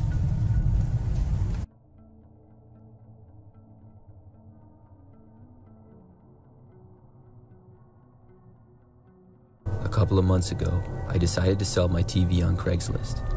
I had just gotten a new 65-inch TV and had a 55-inch one that I had previously used. Nothing was wrong with it. It was just a few years old and smaller than my new one. I didn't really have the space to keep it in my house, with it being rather large, and I thought I could sell it. I had never used Craigslist before, but thought it would be the best option for me in the area where I lived. When I listed the TV, it only took a couple of hours before I got a response. I got a text from a man introducing himself as Jim, saying he was interested in the TV and would like to buy it. He then asked me what times I was available and told me he could look at it that afternoon. I said that would work and sent the man my address. I had the TV in my living room, which was basically right inside the front door of my house. It was standing on the floor, sort of near the front door, but I had it plugged into an outlet to show that it worked. The man arrived right on time and texted me that he was there. I looked out and saw a blue car parked on the street in front of my house. The man got out and began walking up. I walked out the front door and greeted him. He looked to be mid-20s and had very short blonde hair. We both went inside my house and the man looked around. I showed him the TV just as it was in the Craigslist photos and turned it on to show the man that it worked. I was hoping that he would not give me a super low offer, but I was willing to negotiate a little bit. The man examined the TV for a few minutes and then looked at it from several different angles. He then said to me that he really wasn't sure if he could afford it and told me to take care. After that, he walked out of my front door and left. I was sort of annoyed by this because the man had clearly seen the price online and didn't give me any sort of offer. Still, I figured I would be able to sell the TV and waited for more people to contact me about it. For the rest of the day, I got 2 more texts from people with questions about the TV, and one of them seemed interested. Later that night, I was watching TV on my new larger TV and sort of starting to doze off when I heard something. It sounded like a noise coming from the window in the hallway on the other side of the living room. I glanced over from my chair and didn't see anything, and the noise stopped shortly after, so I went back to watching TV. The TV volume was pretty loud, and as I started to hear a noise again about 20 minutes later, I turned the volume down. This time, I heard again from the window another noise. I really couldn't tell what type of noise it was or make out the exact sound.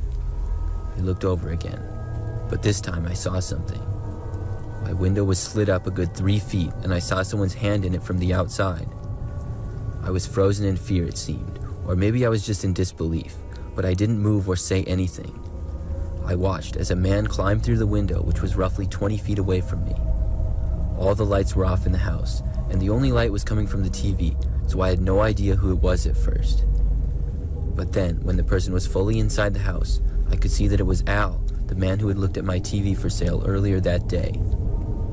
As soon as he got inside, he looked to the light which was coming from the TV. Then he noticed me. He seemed really surprised to see me at first. Then he demanded my wallet and phone. I was worried to give him my phone because then I couldn't call the police or anything.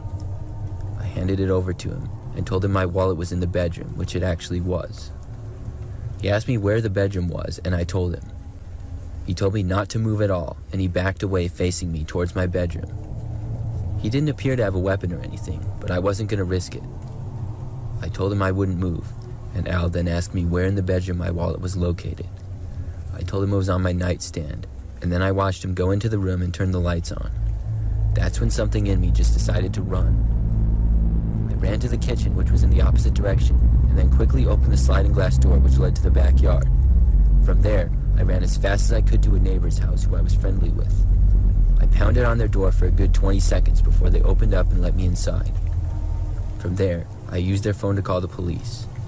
When the police arrived, Al was long gone, but I was able to give them a decent amount of information on him.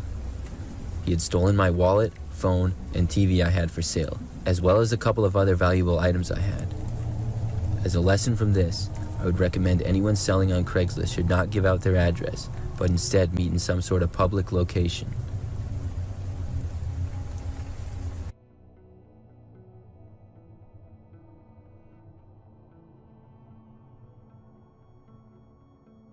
I was in the market for a new car and decided to check out some options on Craigslist. After browsing through a few listings and even test driving a couple of cars that didn't quite meet my expectations, I stumbled upon one that seemed like a good deal. The ad boasted about how the car ran great and had no issues, and the price was also very reasonable. I contacted the seller and we agreed to meet at a local park so I could take a look at the car. When I arrived at the park the next day, the man who owned the car came across as really creepy right from the start. I had a strange gut feeling about him, but I didn't want to jump to conclusions just yet. I looked around at the car from the outside and asked very basic questions. The man answered them for the most part, like how the gas mileage was and things like that. I just really wasn't sure about it though for some reason. We both stood near the car, and the man insisted on demonstrating how well it ran. He didn't offer for me to take it for a test drive though. Instead, he asked that I get in the passenger side of the back of the car and he would drive. I saw that the front passenger seat was like folded up almost, and also up against the glove compartment. The man explained that the seat had broken and was stuck that way, but it would be very easy and cheap for me to fix it. He also told me that he would let me drive, but he had once had a car stolen from him in the past and is very protective of his things. I remember him also saying he was sure I was a good person, but he had to play it safe. These things obviously came across as a little bit strange to me, but I believed both of his explanations and I got in the back. Then we took off. As soon as he started driving, I realized very fast that the car wasn't in the condition that it was advertised online. The engine made a really weird sound, and the overall performance was far from impressive. It was clear that the car was nothing more than a junker, and the guy was seeming sketchier and sketchier by the second. I was really disappointed, and I mentioned the strange noise the car was making. The man kept on driving, almost as if he was trying to prove to me that it was a decent vehicle, and he told me that the noise was nothing and to not worry about it. I started to feel uncomfortable, and I wanted the ride to end as soon as possible. He kept driving for probably 10 more minutes though. As the ride continued, I decided to speak up. I told the man that the car wasn't what I expected and I wanted to return to the park.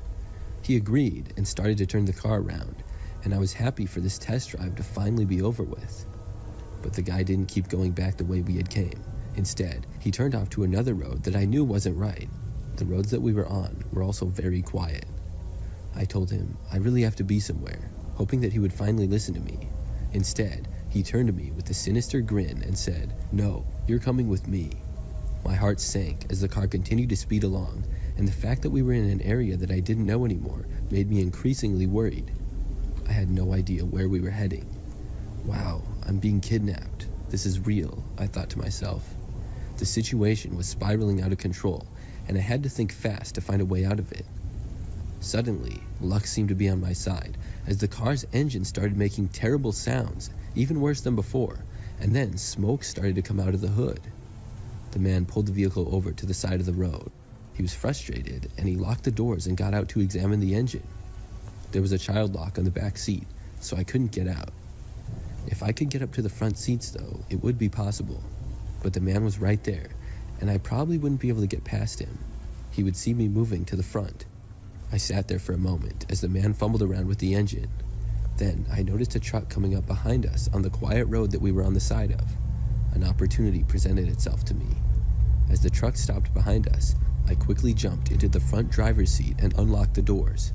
Then I jumped out and was just feet away from the man. He started to try and stop me, but I ran in the opposite direction towards the truck behind us. The guy driving the truck looked really confused, but ended up letting me in.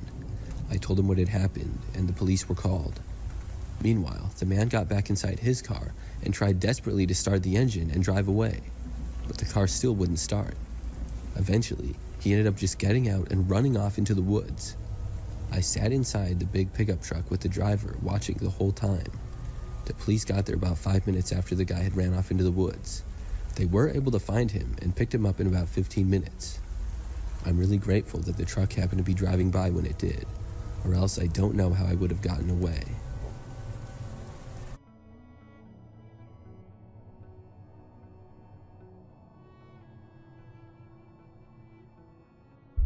This story happened last fall. My family got a new flat screen TV in our house, so we decided to sell the old one. We listed it on Craigslist, and after a few days, a man responded to the ad. His name was Charles, and he wanted to come over to look at the TV. We scheduled a time, and he came over. When he got there, he looked like a normal average guy.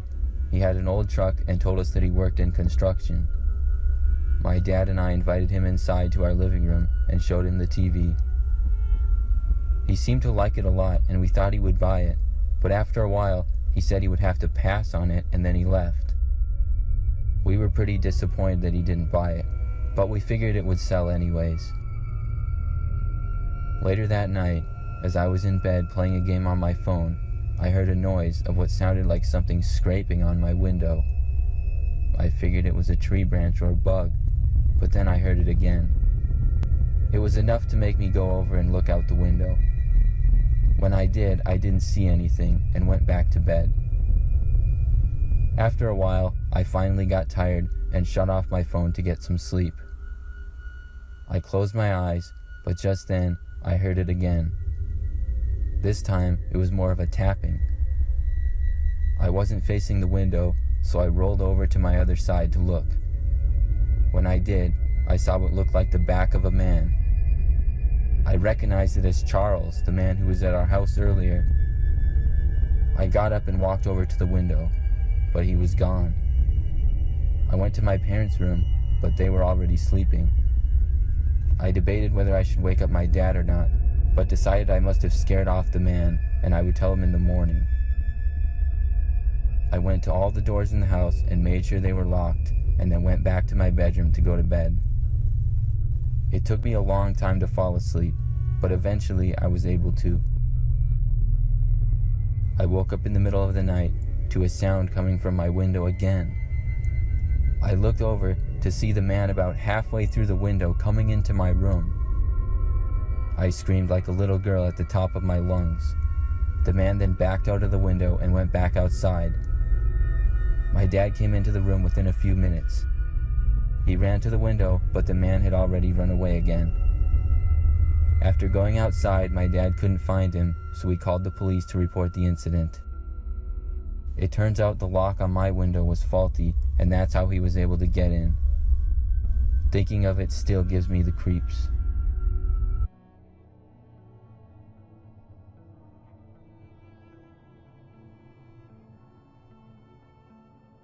I'm a young woman, and last fall, I tried to sell my car using Craigslist. I live by myself in a small house in a pretty typical neighborhood. My car was a 2017 Honda Civic, and I was going to be buying a little bit newer car. I placed the ad on Craigslist and waited to get some responses. The first person to respond was a man named Mike. Mike texted me asking if the car was still for sale and said that he was very interested in it. I told him yes and asked if he would like to come and see it.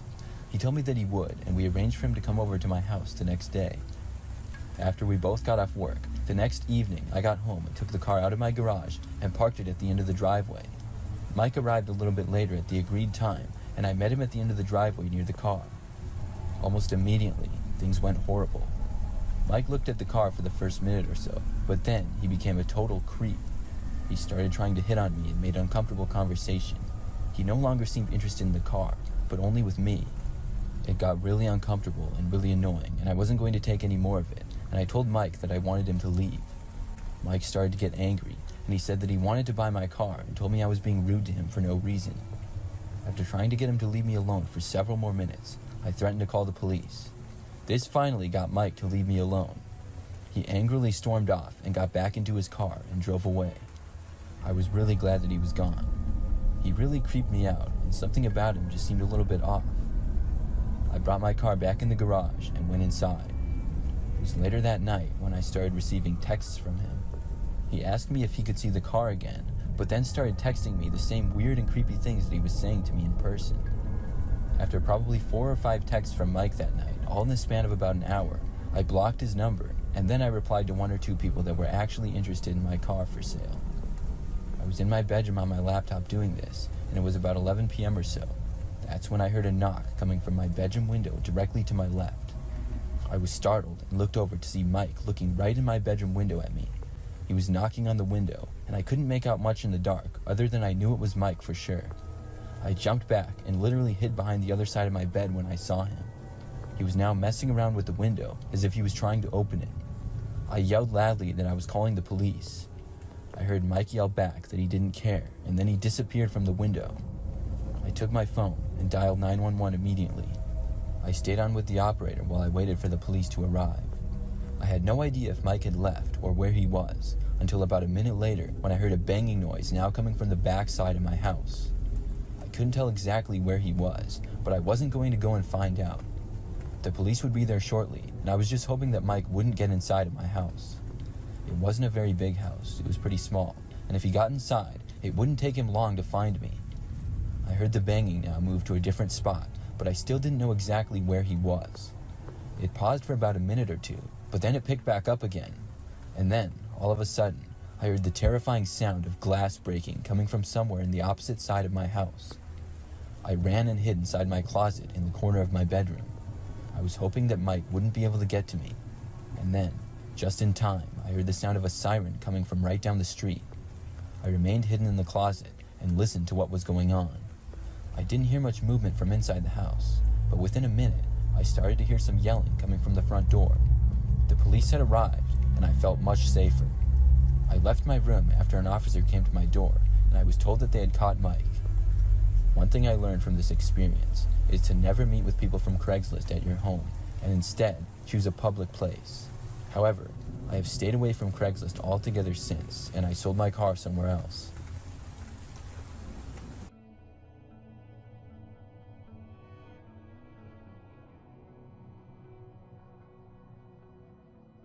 I am a 19-year-old girl. Last summer, I needed to buy a new car after my old one's transmission broke. I went on Craigslist to buy it because that's where I had gotten my previous car, and I thought they had the best deals. I found a car that I liked, which was a 2013 Nissan Altima. The price was pretty good, so I contacted the seller and asked if I could look at it. He said his name was Brian, and he told me that he would be available on Friday evening, which was the next day. I agreed, and the next day I went to look at the car. We planned to meet at 6 p.m., but Brian ended up moving it to 7, saying he had stuff to take care of. We met at his house, and I drove there in my dad's car he was letting me use. Brian lived in a pretty average-looking neighborhood, and his house looked pretty decent. When I arrived, I saw the white Nissan and texted him that I was there. He said he would be out in a minute, and when I saw him leave his house, I exited my car to meet him. We shook hands, and he began to tell me about the car. I looked on the inside and the outside, and after about 15 minutes, he asked if I wanted to test drive it. At this point, I really liked the car, and I said yes, I would like to test drive it. He gave me the keys, and I got inside and started it. He got into the passenger side. I drove the car out of his street and onto a busier road. It drove well, and I was thinking that I would actually like to buy the car. He made a lot of conversation with me as I drove, which I found slightly annoying, but I didn't mind too much, and figured he's just a talkative guy. After about 10 minutes of driving, I told him I would head back now. He looked surprised and told me I should drive it around some more. I said all right, and I kept driving. He told me to take a left at one point, and I assumed he was leading me back to his house. After a while later, he told me to take a right, and I did. But I didn't recognize where we were at all. I once again said we should head back, and I added that I really liked the car and I was interested in buying it. Then I told him I really didn't know where we were and he would have to direct me back. He then told me it would be a lot easier if he just drove because it was kind of complicated. I said okay, and we pulled over and switched seats. As soon as he got in, I noticed he locked the doors, which made me a little worried, but I figured he just did it out of habit. He pulled the car onto the street and began driving. His conversation stopped, however, when he began driving, and we just drove silently for a few minutes. After about 10 minutes passed, I knew we should be getting close to his house, and I asked him if we were almost there. He didn't answer me. About another 10 minutes went by, and I started to get really concerned. I took out my phone to text my mom what was happening. As soon as I pulled out my phone, the man asked me what I was doing. "Nothing," I said. He told me to put the phone away. I told him no and asked him where he was taking me. He responded by trying to take my phone from me. I tucked my knees to my chest and held my phone close to me. At that point, he pulled over and stopped the car. I reclined my seat back as far as it would go and moved away from him into the back. He looked at me and told me to give him my phone. He said he didn't want to hurt me and he wouldn't if I cooperated with him. We were parked on a fairly busy road, and to my surprise, after a couple minutes of arguing, I saw a truck pull over behind us. A man got out of the truck and came to the driver's window. He was a pretty big-looking man who wore a sweatshirt, a hat, and jeans. Brian rolled down his window. The man asked if we were okay and if we needed a tow or anything. I knew I needed to get out of the car somehow, and this was my opportunity. Brian started to respond and say everything was fine, but I interrupted him and told him that no, our car was not working. I think the man could sense the panic on my face, and he asked Brian to get out of the car because he saw something wrong with the back exhaust. Brian hesitated but got out.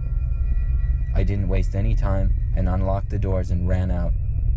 I ran to the man's truck and stood by the passenger door. The man asked me what I was doing, and I asked him if he would give me a ride. I guess Brian realized he was no match for the larger man because he then ran to his car and drove away. I called the police, and the man in the truck drove me back to my father's car at Brian's, where the police met us. Of course, Brian was gone, but we did get the license number as well as the Craigslist listing. Within a couple days, they were able to catch Brian. I ended up getting a new car several weeks later, but I don't look at them alone anymore.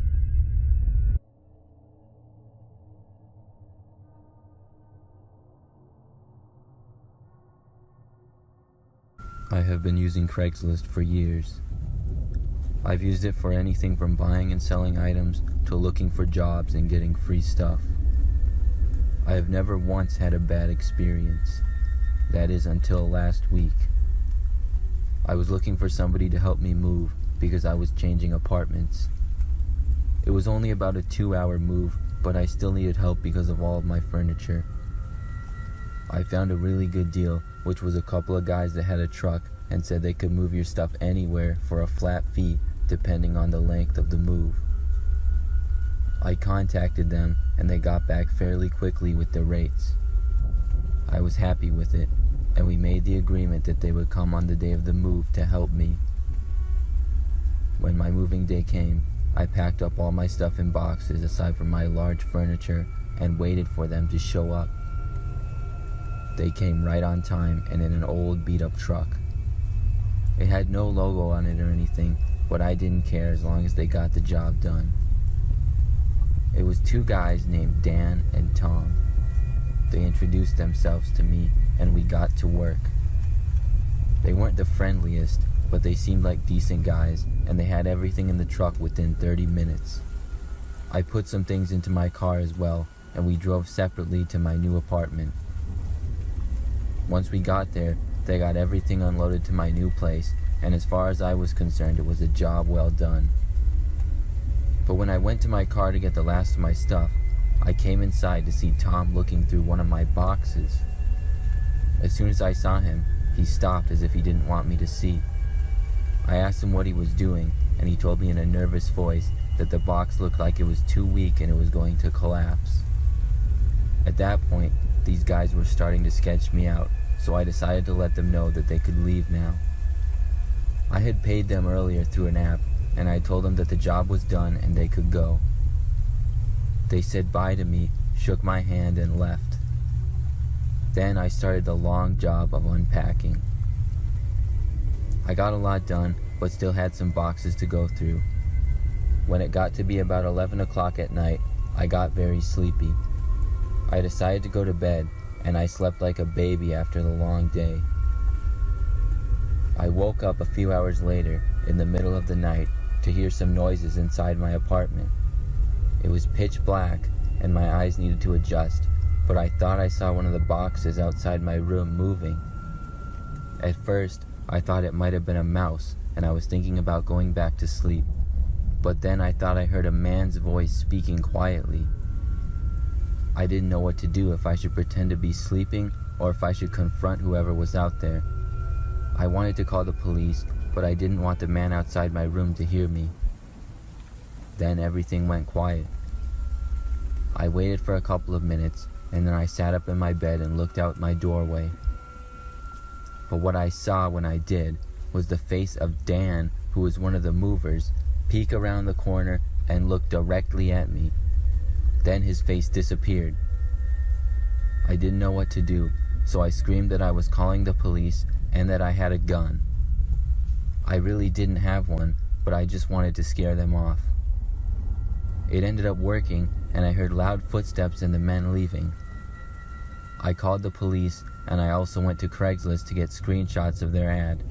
However, it had already been taken down. I gave the police all of their information that I could remember.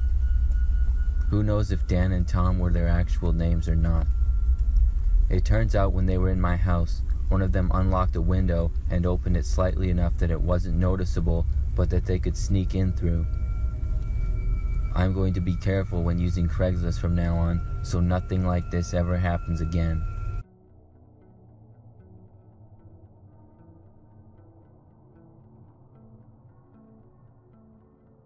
Last year, I broke my leg and was unable to do a lot of things that I typically do. I live alone in a smaller house, and my friends and family were really nice in helping me out when I first got the crutches. Soon after, though, I realized that I would have to do yard work, and I didn't want to ask family or friends to do it. Everybody in my neighborhood takes great pride in their yards.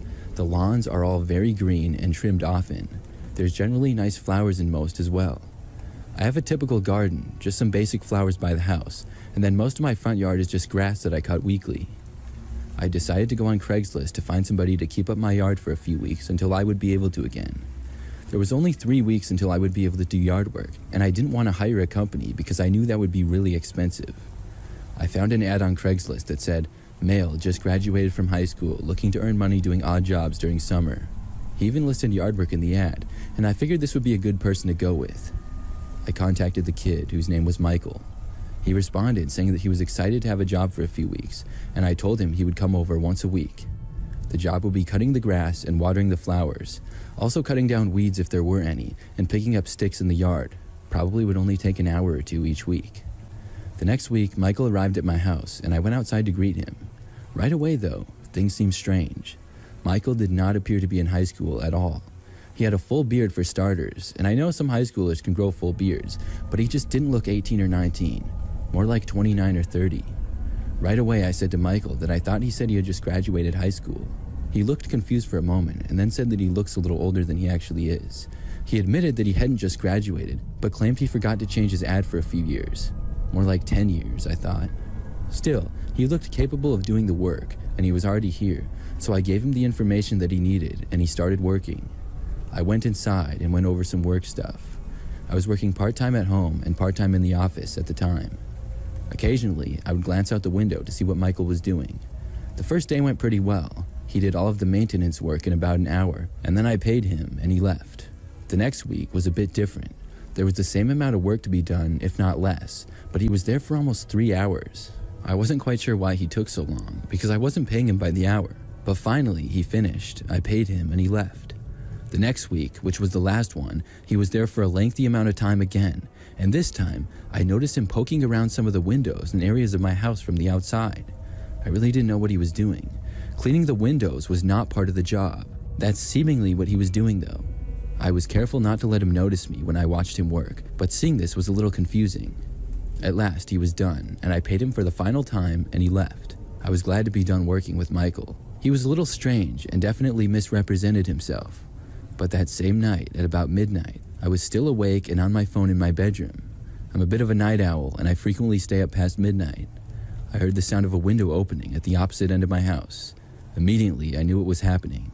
I just knew it had to be Michael. Looking back, I could have been wrong, but I had more than a hunch. I didn't know what he wanted or what he was trying to do, but when I suddenly heard footsteps coming into the house, I knew I had to do something. I stepped out into my hallway, just a couple of steps. Then, I shouted as loud as I could that I knew it was Michael and I had a gun. I didn't have a gun, but I wanted to scare him off. It actually worked, and I heard footsteps moving back until I heard noises around the window again. I left my room and walked into the living room to see an open window. I went to the front of my house and saw what sure enough appeared to be Michael running out of the front yard and onto the street. I made sure that all of my windows and doors were closed, then I went back to bed. The next day, I went to the police with all of my information. It was not difficult at all for them to find Michael, because his ad was still on Craigslist. I'm glad I was awake that night when he tried breaking in, or I'm not sure what would have happened.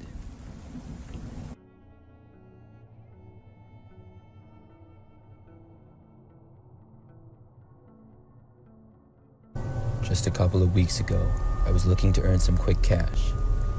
I'm a college student and was short on money at the time.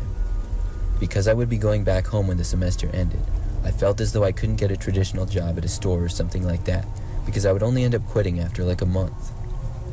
I also wanted more flexible hours. I went on Craigslist and found a section where you could do jobs for people, like help them move or do yard work, things like that. I saw an ad that had very recently been placed for someone asking for someone to clean their gutters. They said they were paying $100 for someone to clean their gutters. The ad said the job would only take a couple of hours and ladders would be provided. I thought this seemed like some quick and easy money. I was in pretty good shape and had cleaned gutters in the past, so I reached out and heard back a short time later. I had gotten the job and was told I could work it the next day. The man who had the ad told me his name was Rick and he would pay me $50 when I got there and another $50 when I was done. He gave me the address, and the next day I went out to the location. I wasn't really familiar with the area at all, as I only went to that town for college and never really explored it much. It was an older neighborhood that seemed sort of out in the country. The house itself looked very old and not in the best of shape. I saw the man was already outside when I got there, and I got out and met him. He was Rick, and he told me he lived there alone with his cat. He was an older guy and seemed really nice. He then basically told me what to do and showed me a ladder that was already out. He paid me the $50, and I took the ladder and began working. The house had 2 stories above ground, and the gutters were very dirty. It looked like they hadn't been cleaned in many years. It was a sort of satisfying job to see them get clean. When I was in the back of the house, working at the top of the ladder, I noticed something from inside the house though. There was a window on the 2nd floor with a really creepy looking man just staring at me and smiling. It looked like he was insane or something, and I remembered how Rick said he lived alone. This creeped me out a little bit, but I kept on working. The man stayed there for at least another minute, and I could feel him staring at me until finally he disappeared. I moved onto the side of the house, and suddenly saw a police car pull out front. I didn't really think too much of it until I saw an officer get out and walk over to me. When I saw him approaching, I got off the ladder and met him. He asked me what I was doing. I told him how I was cleaning the gutters for the man who lived here. The officer told me that nobody had lived in this house for well over a year, and a neighbor called the police on me when they saw me on a ladder in the back of the house. I then explained to the officer the Craigslist ad and showed it to him, as well as the text between me and Rick. After seeing this, the officer believed me, and I told him about the man inside the house. He knocked on the door several times, but got no answer. Rick was also nowhere to be found, and a car that had previously been in the driveway was gone. I tried to call Rick, but the number he had blocked me. The police officer told me I was in no trouble and should just go home and they would take care of the rest. I went home and never heard anything more about it. To this day, I wonder what exactly was going on there.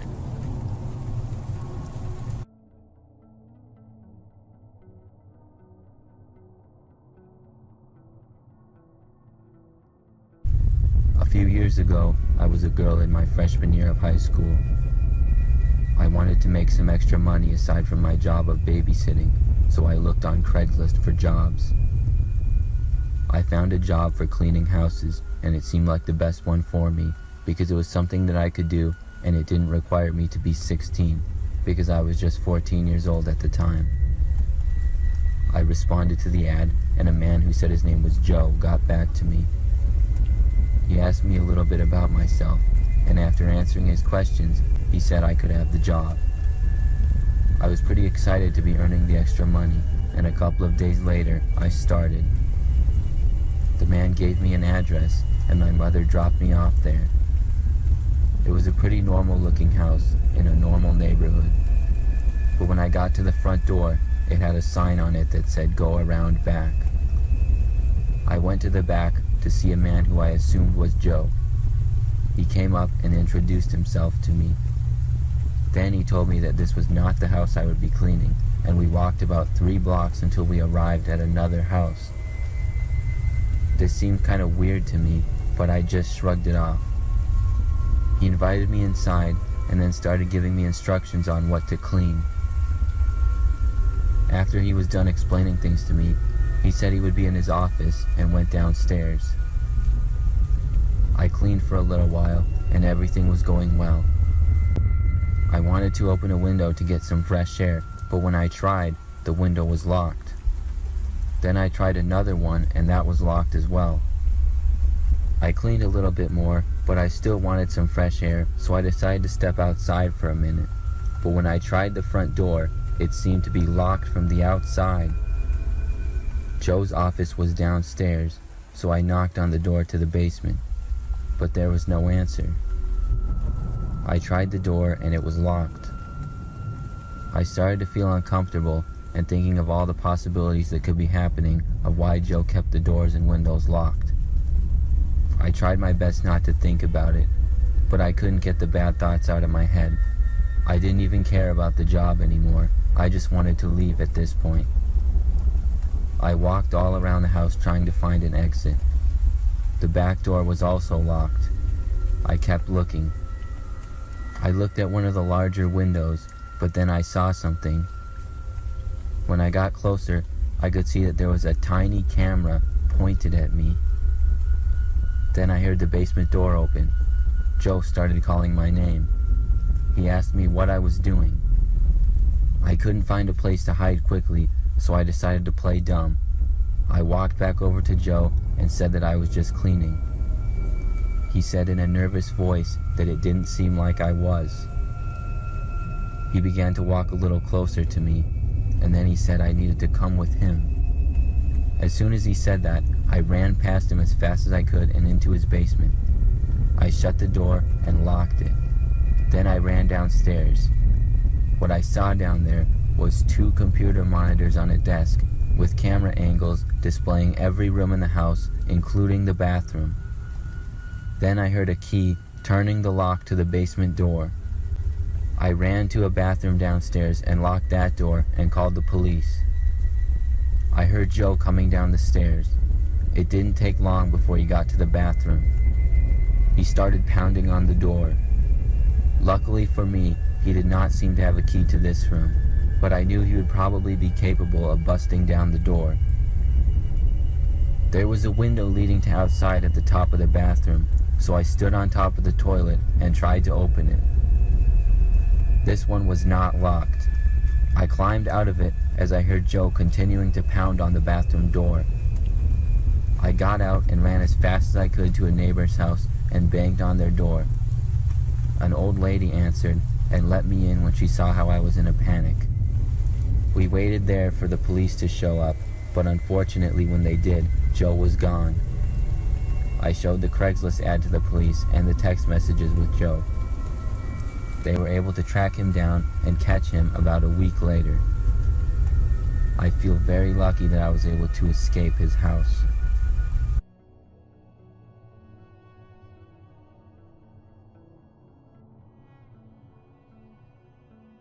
This story takes place back in the summer of 2021. During that time, I had just recently gotten a new car. Before that, I had been driving an old 2004 Chevy Trailblazer, which, if you don't know, is an SUV. I didn't think that it would be worth that much, but I still decided to sell it on Craigslist. After all, that's where I had bought it years earlier, and I had taken good care of it for the most part. I took some pictures out in my driveway and then listed the car.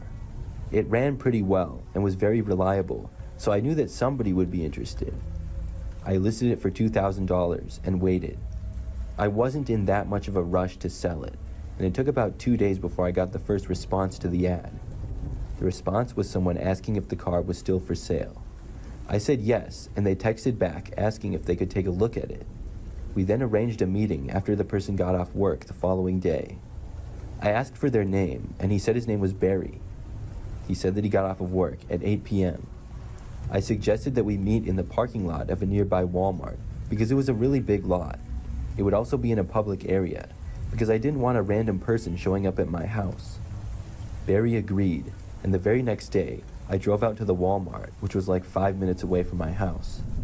I got there early and looked around the parking lot. I told him that I was in the very back corner, and he really couldn't miss me. The parking lot was always empty in the back half or so, and was often used for truckers or sometimes RVs to park overnight. The first red flag happened before Barry even showed up. I should have drove away right then and there. He texted me saying that he was there and asking what my car looked like. I was thinking, seriously? You're the one interested in buying the car and you don't even remember what it looks like? I gave him a description, gray SUV in the back corner. He then replied saying that he saw me and was driving over. I looked around and watched a much newer looking car approach me. It looked to be a red Ford Focus that was only a few years old. He parked right next to me and I watched a man get out. He was younger looking, maybe 30, and had dark brown hair and black glasses. I got out of my car and walked over to him. We met out front of my car and shook hands. I told him some basic information on the car as he looked at it. Less than a minute in, he asked me if we could go for a test drive. I said yes, and Barry got into the driver's seat of my car, and I got into the passenger seat. I noticed that he was on his phone a lot in the short time since he had gotten out of his car. Something just seemed a little bit strange about this guy. When he started driving, I asked him if he knew this area and he could drive on some roads close by. He said that he knew it well, and we left the Walmart and headed to a quieter area. Barry went down a road that I had only been on a couple of times. It was a somewhat quiet road with a speed limit of 35. There were some patches of woods here and there and some buildings that seemed to be industrial. During the drive, things were pretty quiet. I talked about the car for the first couple of minutes, but Barry didn't really respond or say anything back to me.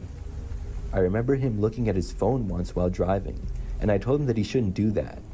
He was like, "Oh, sorry," and then he put it away. I asked him how he thought the car was driving and if he liked it. He just said yes, and it was good. After maybe 5 minutes of driving, I was starting to think that we should head back. That's when Barry suddenly began slowing down. He then pulled off the road suddenly and into this really crappy looking parking lot. There were kind of woods on both sides leading into it, and the parking lot had tons of potholes and looked to be for a warehouse. When he got into the parking lot, he drove in a little ways and then stopped the car. I noticed that there was one other car in this parking lot. I thought at first maybe Barry just wanted to turn around in there, but when he stopped the car, I was really confused. Barry then shut off the engine and took the key out of the ignition. Then he opened up his driver's door and started to get out. I was really confused and just watching him, wondering what was going on. As he was getting out, he then suddenly yelled at me to get out of the car. I looked to my right and saw 3 men getting out of the other vehicle that was also in the parking lot, and the 3 men were walking towards us. They were maybe like 50 feet away. These men started walking at a fast pace, and Barry stepped out in front of my car and then waved at me to get out. I heard him yell at me to get out of the car again. I knew that I was in trouble at that point, and I didn't know what these guys wanted, but I realized something quickly.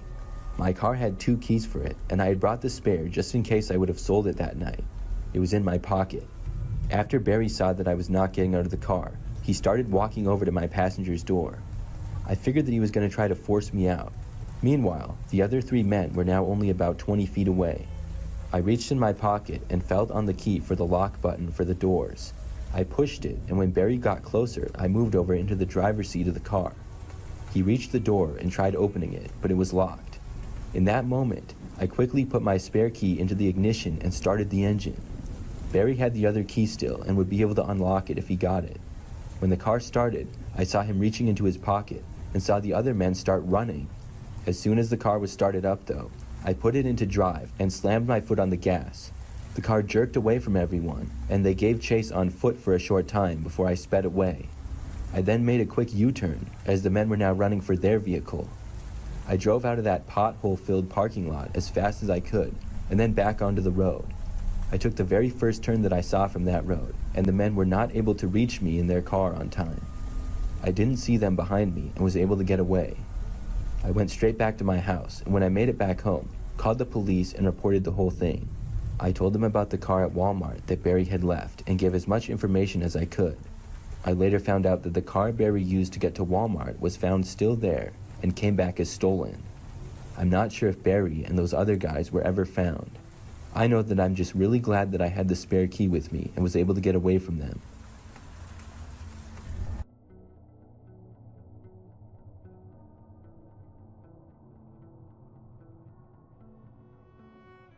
Last year, I was trying to sell my 2007 Mercury Mariner. It was in pretty good shape, but had a lot of miles and it's kind of old. But overall, it ran very good and is a good car. I decided to list it on Craigslist because I've had experience buying cars on there before. When I had used Craigslist in the past, it had gone pretty well. So I took several pictures of the car and then listed it. The next day, I didn't get any interest at all. But on the second day, I got a response to the ad. The text message came from a man saying that his name was Al and that he wanted to buy the car. He seemed pretty confident about it right away. I was asking a pretty reasonable price, so I gave him my address to come and look at it. Now, I lived in an apartment building. I didn't think it was a big deal to give out the address because there were several buildings in the complex. My car was already parked out in the parking lot, and the guy would have no way of knowing which apartment was mine. So I asked Al when he was free, and he said he could come by the next day after work at 9 p.m. I said okay, and then I cleaned out the car and got it ready for selling. The following night, I left my apartment building and went to my car in the parking lot. Al showed up shortly after and parked nearby. He got out and I met him by my Mariner. Al was a big guy, had lots of tattoos, was probably about 250 pounds and 6 feet tall. After meeting, I showed Al the car and he looked around at it. After several minutes, he asked to take it for a test drive. I went with him and Al drove the car around the block and down some nearby streets. I remember that he said he liked it and it seemed fine. At that point, I was really thinking that I was going to sell the car that night. After the test drive, we returned to my apartment complex and he parked the car in the space that it had been before. But then, after we got out of the car, Al just said that he would think about it. I was disappointed because it seemed like he was going to buy it before. But I just said okay and then said bye to him. But that's when Al asked me if he could use my bathroom quick. This seemed sketchy. Why did he think it would be okay with me for him to use my bathroom? I said no thanks and started walking away. To me, I was afraid that it might be some sort of a setup. I didn't want this guy coming into my apartment. He was still kind of standing around by my car though. My apartment building had a side door and a front door. The side door was not very far away, so I decided to walk to the front. I left Al standing there and headed inside. I was kind of afraid that he was going to follow me, but when I left and got to the front doors, I looked back and didn't see him at all. This made me feel better and I entered the building. When I got inside, I turned to the right and then entered the elevator. I took it up to the 3rd floor, which is the level that my apartment was on. When I arrived, I stepped off and started walking to the left. But when I did, I saw the door at the end of the hallway open that led to a stairwell. I saw Al entering the hallway. What was he doing here? At first, I started going towards my door, but then saw Al going towards me. I quickly stopped and then turned and started walking in the opposite direction. At that point, I started to hear Al begin to run in my direction, so I started sprinting to the end of the hallway. When I made it there, I went into the stairs on the other side and ran down. As I was going down the stairs, I heard Al enter the stairwell and continue to chase me. Then I went into the underground parking garage beneath the building. When I got down there, I ran across it to the other end of the building. I had extended my lead on Al a little bit. I heard him get to the parking garage and keep chasing me though. Then I got to the stairs on the other side and ran up them to the ground level, then left through the side door. After I was out of the building, I ran to my car and got inside. Then I just left and drove away. I called the police while driving off and told them about the man. I drove around the streets nearby for a few minutes and then returned. When I did, Al's car was still there and he was not inside of it. The police got there just a couple of minutes later. I didn't go back inside the building until they did, and when they did, they actually found Al attempting to break into another apartment. So it turns out he was never interested in buying my car. I guess he was just going to try to rob me or something.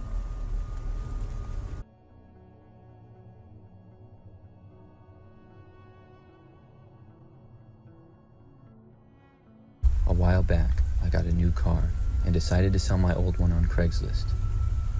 I had used Craigslist many times before to buy things as well as sell, and I had had good experiences with it. It was my old Jeep that I was selling, and I figured it wouldn't be too hard to sell because it ran well and didn't really have any problems. I put up the listing at a price that was maybe a little too high though, because I didn't really get any interest in it other than a few people that were trying to lowball me. Finally, I got some interest from someone.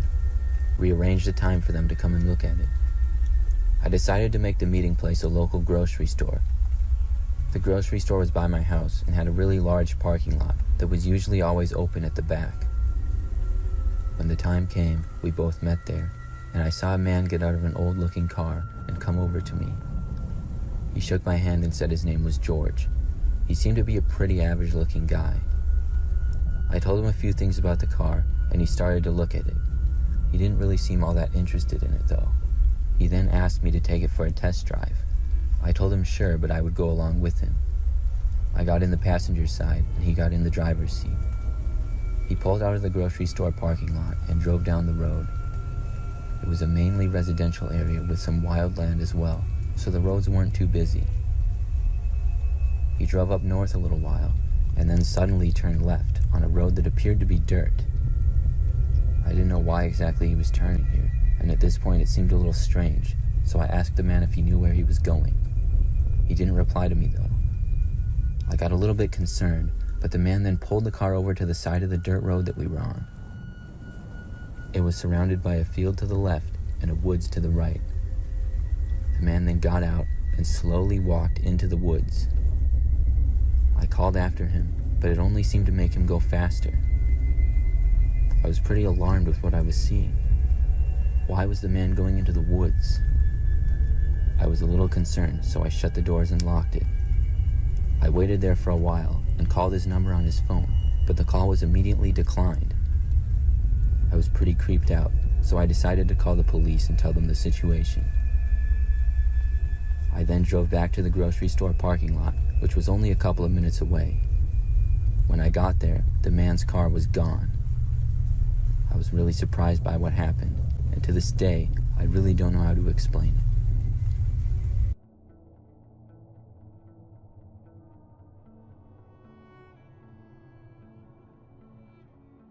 A few months ago, I was bored at work one day. When I don't have as much to do, I just go on my phone or browse the internet on my computer.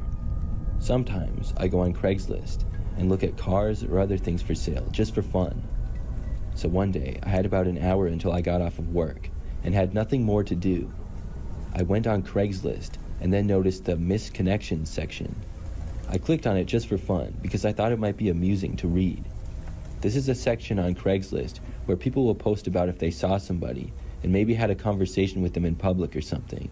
If they didn't get the person's name or any information, they'll reach out and ask them to contact them. That's why it's called missed connections, and it seemed kind of weird to me. I clicked on a few and read them. Unlike the fourth or maybe the fifth one that I saw, it seemed like the person was writing about me. The ad said, blonde female in, and then mentioned the name of the city that I live and work in. When I clicked on the ad, it said, saw you walking on your street last Thursday night. Saw you again at Target the next day wearing a Braves hat. Let me know if I can come over sometime.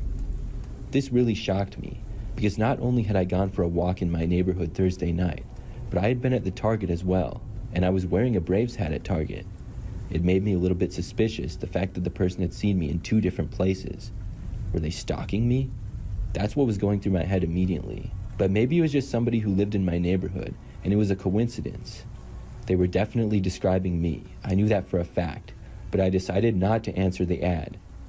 I finished work for the day and then went home. I lived by myself in a smaller house in a fairly busy street. One of my best friends, Avery, came over after work. We would hang out quite a bit. After she came over, I told her about the Craigslist post. I decided to show it to her, so I got my laptop and logged on. When I got to the missed connections part of Craigslist, I saw that there was now a new posting. The title said, blonde woman in, and then mentioned my city again. Part 2. This post was very recent. In fact, it had been made less than an hour earlier. It said, I saw you leaving work today. Hope you see one of these ads and get back to me. Avery and I looked at each other in shock. This was very crazy, and this post indicated that whoever it was possibly stalking me. We both ran to all of the windows and looked out into the street in case the guy was out there somewhere, but we didn't see anything strange. I had never noticed him watching me. My work parking lot is pretty large though, and has lots of other cars in it. It would be easy for somebody to do so without being caught. For the next couple of days, I was sort of worried. I checked Craigslist multiple times, but there were no new posts. I also paid close attention to my surroundings, but never noticed anything out of the ordinary. It would be difficult unless it was obvious, but I was never followed or anything like that. But then one day, when I got home from work, I was moving from my kitchen to the living room. When I got into the living room, I saw a car parked sort of in front of my house. I got close to the window and looked out to see if I recognized it. I did not, but no more than 10 seconds later, I saw the car drive away. I didn't get a good look at the driver though. Then, the very next day, when I was on my way home from work, about halfway back, a car started driving behind me. This was the same car that I had seen in front of my house. I got a bad feeling, and the car turned at the next 3 turns in a row that I made. I feared that it would follow me all the way back to my house. But then, when I got to the turn right before my street, the car went the other direction. I was able to make it home without seeing the car again, but I decided then that I would respond to one of the ads. I couldn't take it anymore. When I was home, I got onto my laptop and contacted the person. I asked them why they were seemingly stalking me and asked them to please leave me alone. After I sent the message, I hoped that the person would either reply and have an explanation or actually just leave me alone. I waited and went on with the day. Several hours later, at 9 p.m. or so, I checked again. There was no response from the person. I closed my laptop and went into the living room, but that's when I noticed the car out front again. It was parked in the same spot that it had been before. I went over to the window and looked closer. I saw that nobody appeared to be in the driver's seat though. That's when I noticed something out of the corner of my eye to the right. I looked over and saw a man in my front yard at the far side of it by the driveway. He was walking up and towards my front door. I was terrified. I didn't even waste any time, and I ran away from the window, got my cell phone, and called the police. As I was waiting for the operator to answer the phone, I heard the man try to enter my front door. This was followed by a knock. I then ran into my bedroom and closed the door. I told the 911 operator what was going on and then just had to wait. I did my best not to listen outside of my room because I didn't even want to know what was going on. About 15 minutes later, the police arrived. The unbelievable part is that when they got there, the man was still there. He was in my backyard, and they found him trying to get into a back window. I was glad that I called when I did. I showed the police everything and told them about the things that had happened. It seemed like the man had been stalking me for a while. I guessed that when I asked him to leave me alone, he felt that he had to take matters into his own hands. Since this happened, I moved and now have an apartment across town. I also haven't been on Craigslist at all.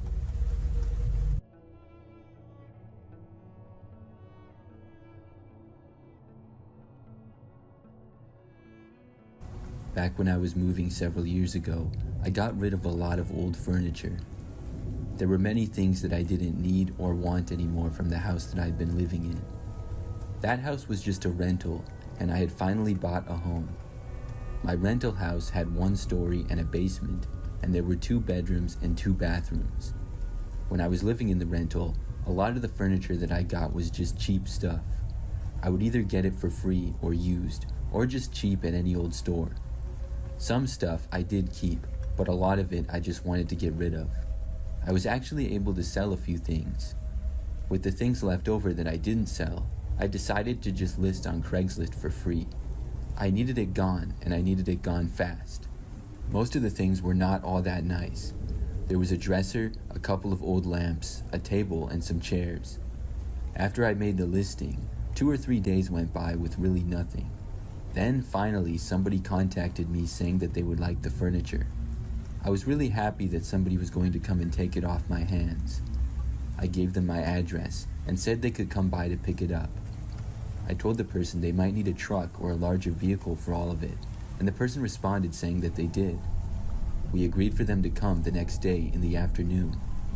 I hadn't moved out of my house yet, but I had gotten rid of most of the things I didn't want anymore. I already had the furniture up against the wall in the living room near the front door. So the following day at around 3 p.m., I got a text from the person saying they were there. It was then that I realized I didn't even know this person's name or what they looked like. I went to the window and looked out. What I saw was this younger, skinny man with long blonde hair getting out of a tiny old car. It was like a 2-door sedan from the 1990s, and I had a bad feeling. How on earth was this guy going to fit any of the stuff in his car? I was afraid that he was going to try to make me drive it to his place or something. The man walked up to the front step and then knocked on the door. I answered and introduced myself. He said his name was Dave. He seemed a little bit strange right from the start. I didn't know exactly what it was though. I invited him inside and showed him the furniture in the living room. I told him that he could just take it now and be on his way. Dave started to walk over to the furniture, but then he walked right past it and went farther into my house. He sort of said something quietly. It sounded like he said, "1 second," but he didn't really say anything more. I wasn't sure as to what he was doing or where he was going, and I was really confused. He quickly went out of sight and went somewhere in the back of the house. I stayed standing there a few moments, probably because it was just so confusing. He had gone completely out of my sight, and I heard him move to the back side of the house. Then I decided to go and walk after him. I heard a door open, and I made my way around to the kitchen in the back of the house. I first saw that the basement door was open. I called down asking if Dave was down there. Then I decided to go down there when he didn't respond. I walked down the stairs and turned on a few lights. There was some junk down there and some boxes as well. Overall, there were quite a few places that he could be hiding. Plus, the lighting down there was not very good. I started to look around and would periodically ask Dave if he was there and what he was doing. I got no answers though, and I didn't see him at all. I was getting extremely creeped out and was afraid that I could possibly be in danger. So after being down there for about a minute or two, I decided to go back upstairs. I didn't know for sure if Dave was down there or not. He could have gone someplace else inside the house, I guess. I walked back up the stairs and went into the kitchen. When I got back up though, I heard somebody walking down in the basement. I knew he was down there. I quickly ran to my bedroom and locked myself in it. Then I called the police. I stayed on the line with them all the way until they got there, which was pretty quick. I didn't bother to look out of windows or anything to see if Dave had left, but I also did not hear him leaving. The back door was near the stairs in the kitchen, so I was hoping that he would leave that way. But when the cops got there, they found him still inside the basement and he was arrested. I was told that he was on drugs, and that might have explained his strange behavior. I really don't know what his plans were. I'm just glad that he didn't try to hurt me or anything.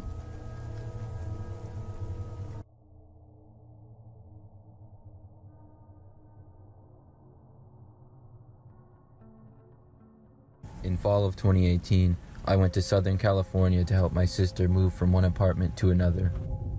After moving all of her things, I decided to stay a few days to sightsee and experience the nice weather. My sister's new apartment was bigger than her previous one, so she started looking for furniture on Craigslist.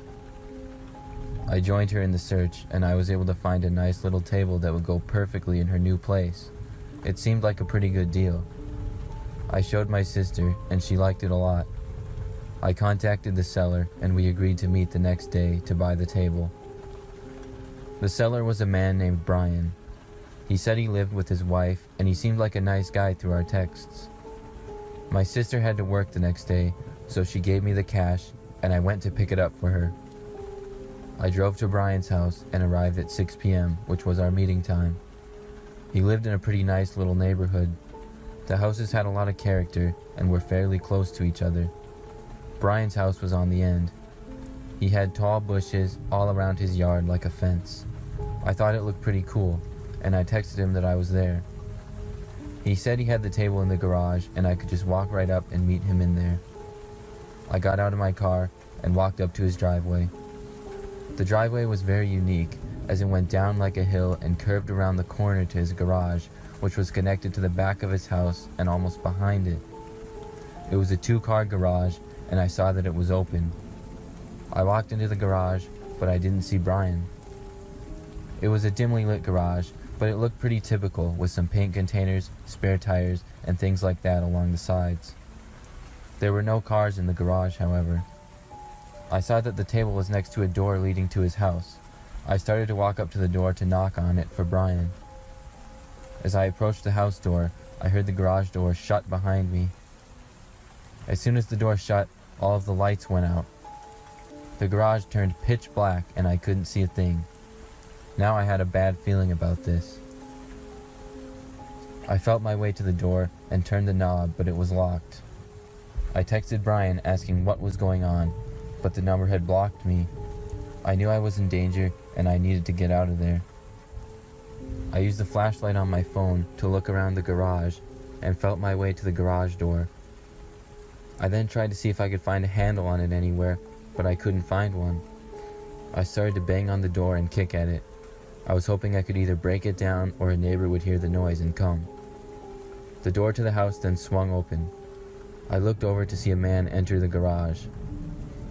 The house was dimly lit inside, so it didn't light up the garage at all and I couldn't really make out much of the man. He shut the door behind him and I could hear him walk towards me slowly. I shined my flashlight, but he was too far away for me to make him out still. I heard his footsteps walk along the edge of the garage. I looked around frantically and saw another door behind some wood pieces. I pushed them aside and even threw one in his direction. I don't think it hit him because I heard them hit the floor, but I tried the handle of the door and to my surprise, it opened. I ran out as fast as I could and sprinted down the driveway to my car. I got in and immediately called the police. When they arrived, I led them to the house, but Brian, or whatever his name was gone. I later learned that the house belonged to a man who was out of town and someone had broke into it to stage the Craigslist ad. I don't know what could have happened to me in the garage, but I'm just happy I was able to get away.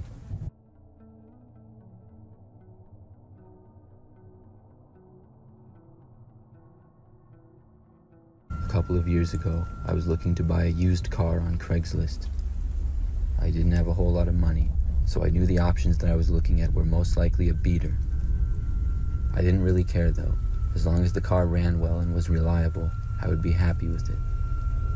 I was a 22-year-old guy and in college at the time, and my previous car, which was also a beater, had finally broken down.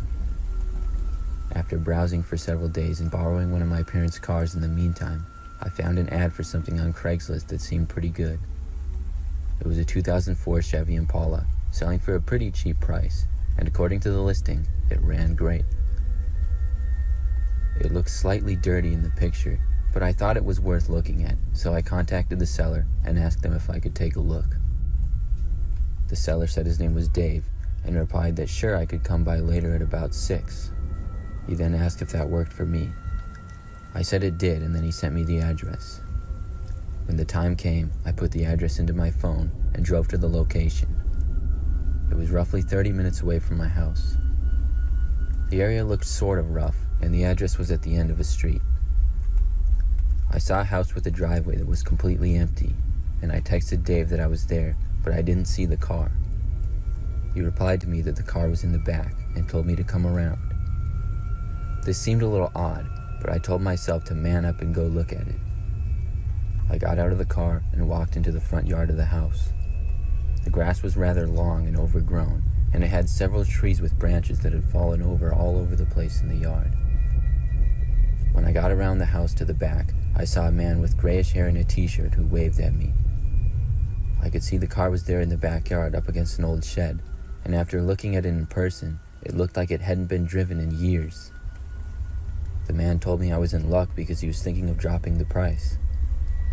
He then waved me over to the car.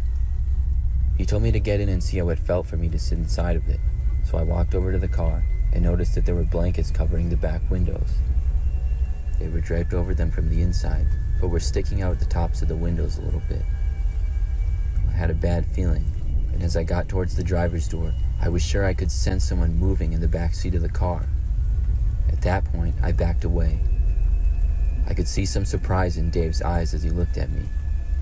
I quickly made up an excuse for backing away and said Dave I needed to ask him how many miles were on the car again before I forgot. He looked up and paused for a second before saying it had just over 100,000 miles. As he said this, I slowly walked farther away from both Dave and the car. Once I reached a distance I was confident in, I ran away all the way back to my car. I drove home after that. I still believe to this day that was some sort of setup. I don't know for sure, but I did end up getting a car, just not from Craigslist.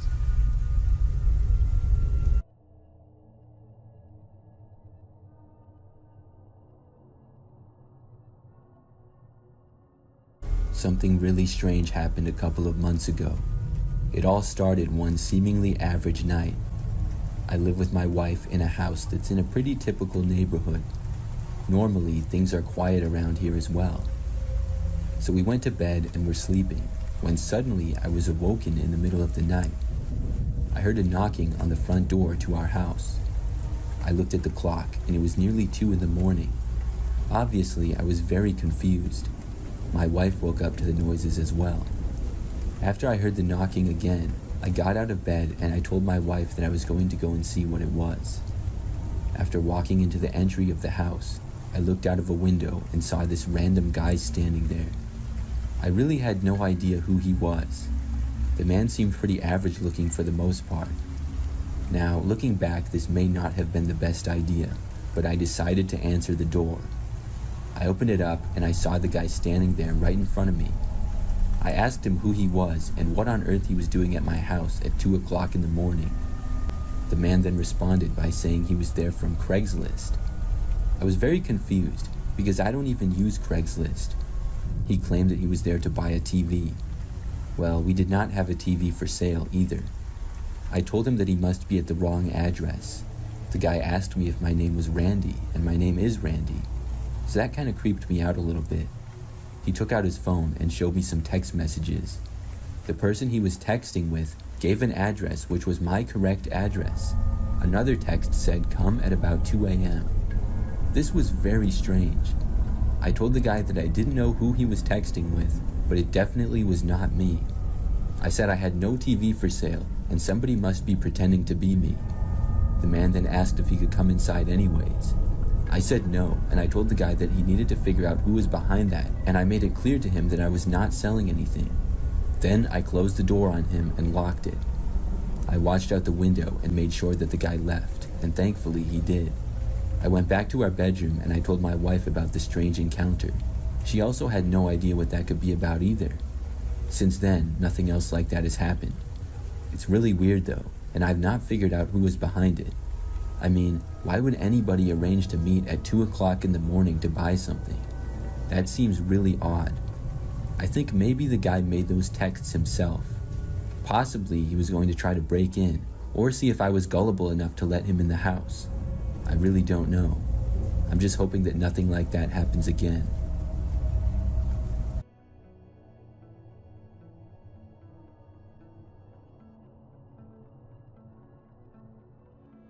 A couple years ago, I was living in a small place in New York. I had gotten some cabinets off of Craigslist that I liked a lot. I wasn't able to install them by myself, however, so I went back on Craigslist to find somebody that could. I found a man named Jim who had really low rates, so wanting to save money, I contacted him and told him about my cabinets.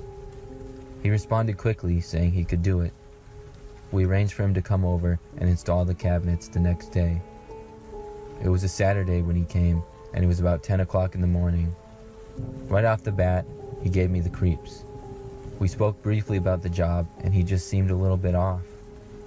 I felt a little concerned letting this man into my house that I lived alone in, but I thought chances are it will be fine, and after a couple more minutes of awkward silence, he got to work.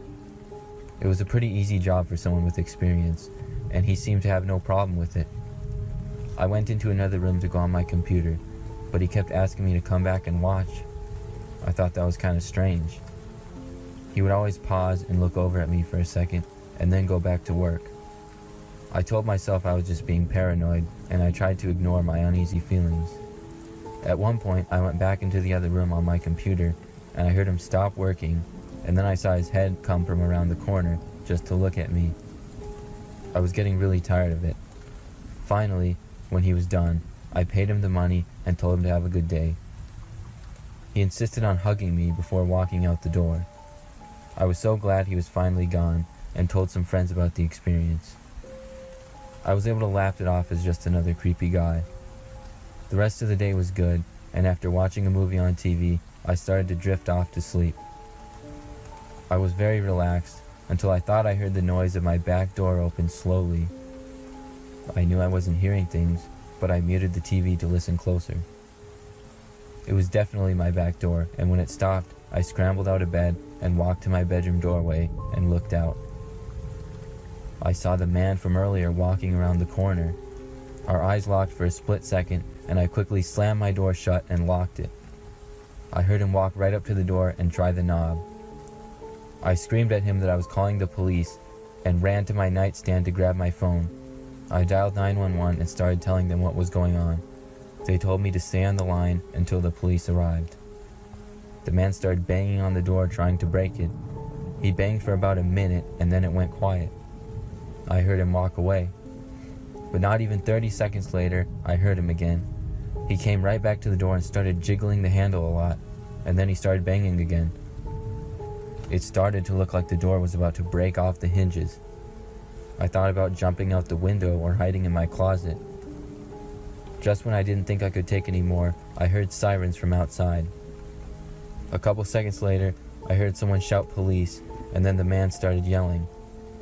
After about a minute, I came out of the room to see the man arrested and several police in my house. It was a scary incident, and I haven't used Craigslist since.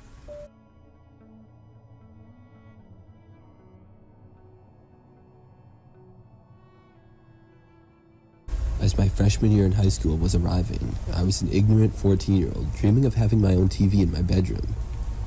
I remember asking my parents many times, but they would always say the same things. They didn't have enough money, and it wasn't good for me to play video games all the time anyways. Their solution? If I wanted a TV so badly, I could buy one myself. The only problem was that I couldn't get a job because I was only 14, and I had no money. I remember searching around for jobs, but I just couldn't find anything, because you had to be 16. Then I got another idea. I realized that on Craigslist, lots of people gave away stuff for free. I started secretly going on every single night and began scouring the free listings for a TV. Figured if there was an actual working TV that was good, it would probably go pretty fast. A few weeks went by with nothing. There were a few possibilities, but they either seemed really sketchy, were too far away, or the TV was broken. Finally, at last, I found one that seemed perfect. The TV was not super big or new, but definitely good enough for me. It made me excited when I found it, and I contacted the owner immediately. I waited for the rest of the night for them to respond, but they didn't. I was worried somebody else had picked it up, but the next morning, I saw that they got back to me and told me that I could come pick it up that night if I wanted. This made me really excited, and I told them that I would. We lived in a really populated area, which meant that I could ride my bike almost all over the place. The address was only about 1.5 miles away. So that night, without telling my parents, I hooked up a wagon to the back of my bike so that I could carry the TV back. Then I set out to go pick it up. My plan was to put some bungee cords around the TV and wagon for it to be secure, and once I was home, I would show my parents. I figured that if I already had the TV home, my parents would let me keep it. I knew them pretty good, and my older sister had actually done a similar thing with a pet hamster. She didn't sneak out into the night to get it, but she had a friend who was giving away a hamster, and she came over, and then they asked her, and my parents said yes. Anyways, the sun was set, and it took me about 15 minutes to get to the address that I had written down as the house. When I got there, it looked like just another house in the dense neighborhood. I parked my bike at the end of the driveway and then walked up to the front step. When I was there, I knocked at the front door, but saw that it was already open. Still, I didn't want to be rude, and I waited outside. I heard a voice coming from seemingly the back of the house. It was a man's voice, and he said something like, "Are you here for the TV?" I yelled back, "Yes." The guy said that it was his son's, and he was in the basement. He then told me to go ahead. I found it a little strange, and I never saw the person, and they never bothered to come and answer the door or greet me at all. I helped myself to walking inside, and saw that there was a basement door that was open with stairs going down. The basement was very dark and looked really creepy to me. As a 14-year-old kid, I'm not going to lie, I had a feeling of, what did I get myself into? Still, I wanted a TV, and I wanted one bad, so I pressed on. I started walking down the stairs into what appeared to be an unfinished basement. It was just so dark down there, like none of the lights were on. I wasn't really sure what to do. The stairs creaked as I walked on them, and I neared the base. When I got probably 2/3 of the way down the stairs, I heard a sudden noise in the basement. It was like somebody running, but I couldn't really see. I stopped where I was and looked around. Then, finally, I saw them. Some guy was sprinting towards me from the other side of the basement. He looked insane. I turned around and ran as fast as I could back up the stairs. When I had almost made it all the way back up, I heard the man running up the stairs behind me. I got back up to the main level of the house and then bolted out the front door. I ran all the way back to my bike and got out of there as quickly as possible. I didn't see anybody leaving the house, but I also didn't stick around very long to find out. I rode my bike with the wagon attached to it as fast as I could back home. The wagon slowed me down, but luckily I wasn't chased or anything. I got back home and told my parents everything. I thought that I was going to be in trouble, but they were surprisingly nice about it. I think they were just really glad I was okay.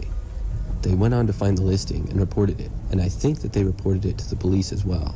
They told me not to worry about the situation anymore. Moving forward, if I wanted to find something on Craigslist, my parents told me to let them know, and they could possibly go with me. I did end up getting a TV not too long after that.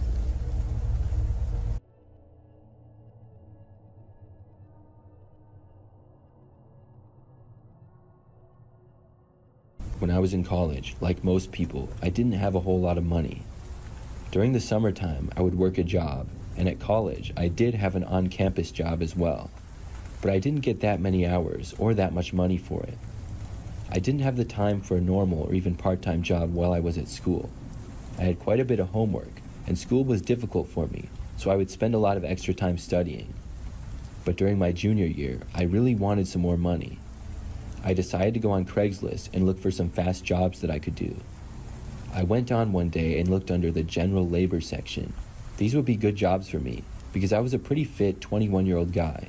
Any kind of job like yard work or something is what I was hoping for. Soon, I saw an ad that simply said, "Yard cleanup." This was just what I was hoping for, and I clicked on it. There weren't many details at all, though. It just said, "Need someone to clean up my yard. Will take a couple hours. Pay $100. The ad had only been posted an hour earlier, and I responded. Soon, the person got back to me, and I agreed to the job. They asked me if I could come Friday night, and I asked the time. They said 9 p.m. This was kind of strange to me. I would expect to be doing yard work during the daytime. I should have questioned them and asked why so late, but I didn't. I was just afraid if I did, they would get mad and find somebody else, and I really wanted the money. Plus, I was free at that time, and it's not like I had class the next morning or anything. I agreed to it, and they gave me the address. On Friday night, I put the address in my phone and drove to the location. I had never been to that area before, and it was almost 20 minutes away. The location was a house with a pretty decent-sized yard. It was in a residential neighborhood, but I couldn't tell a whole lot about the area because it was nighttime and really dark. There were only a couple of dimly lit street lamps around. I let the person know that I was there, texting them, and then I got out of my car. I was about 5 minutes early and started walking up to the house. It was a 2-story house that looked pretty average to me. There were some overgrown bushes in the yard, as well as leaves and such. I walked up to the front door and rang the doorbell. All of the lights in the house appeared to be off, which was kind of strange. About a minute went by, and nobody came to the door. Then I knocked. Maybe their doorbell was broken or something. After knocking, I still heard nothing. I waited and then double-checked on my phone that I was at the correct address. I was. Nobody responded to my text either. I knocked one more time. Still no one came to the door, but then I heard something out in the yard. It sounded like footsteps, and they were to my right, coming from almost the side of the house.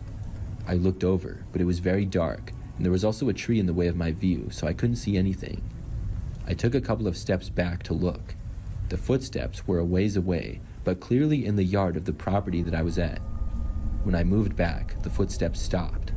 I called out, asking if somebody was there. I thought maybe it was the homeowner, but I didn't get a response. I was starting to feel kind of creeped out by this situation. Then I heard the footsteps again. I couldn't take it anymore, and I started walking away. I didn't look behind me, and I walked all the way to my car. I got inside and locked the doors. I looked out to the yard and didn't see anyone. Then I checked my phone for the last time to see if there was a response yet. Still nothing. Then I left. I started driving back to my college apartment, but when I was still on that quiet street, I saw a car appear behind me. I hadn't seen exactly where it came from, but it looked like it might have actually come out of the driveway to the house that I was at. The car followed me off that street and onto the next one. When I got back onto the highway to go back to campus, the car did as well. It stayed with me when I took the exit too. By then, I was getting really suspicious. I kept driving though. When I got about a mile from campus, the car finally stopped following me. It took a left when I took a right. I was able to make it back, but after that decided not to go on Craigslist anymore. I don't know if the car that followed me had anything to do with it or not. I feel like it did, but I don't have any proof. What I do know is that the experience was very strange. The person never contacted me at all after that, and I still don't know who was walking behind the tree. They definitely heard me when I called out to them, but didn't respond. I'm glad that I left when I did.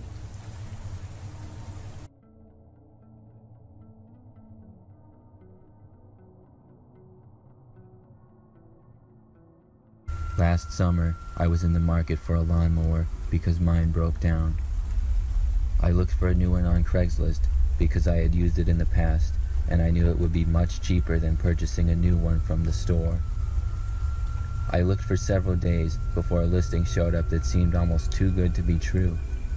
I responded to it immediately. I got a response back rather quickly. They asked me almost right away if I wanted to look at it later that day. I had not expected this, but I thought why not and decided to go take a look. They gave me an address which was about 30 minutes away. I arrived at around 7 p.m. The house was at the end of a cul-de-sac. I texted them that I was there. About 30 seconds later, a man who looked pretty friendly approached my car. I got out and shook his hand. He told me that the lawnmower was in a shed behind his house and said to follow him. We walked behind his house, and about 50 yards behind it was his shed. The shed was pretty small and rather dark. As soon as we reached it, the man told me to go ahead inside and he would get the light. As soon as I stepped inside though, I felt the man shove me from behind and then shut the door behind me. When I got to my feet, I was alone in the dark shed. I tried the doors, but of course it was locked. I pulled out my phone to call the police, but I had no signal. Instead, I used it as a flashlight to look around the shed. There wasn't even a lawnmower inside. It was pretty empty, in fact. A window had been covered with bars and boarded up. I went banging from wall to wall for quite some time, but had no success at all. Then I looked around for any kinds of weapons I could use to try to escape, but the best thing I could find was an old piece of wood. The entire shed was probably 15 feet by 20 feet. I sat there thinking of what I should do.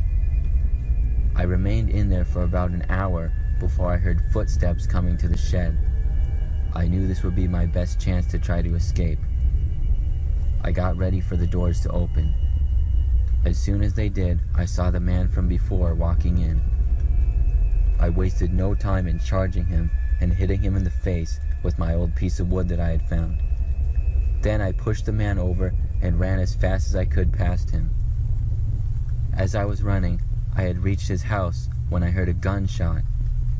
I ran even faster, got to my truck, and sped off as fast as I could.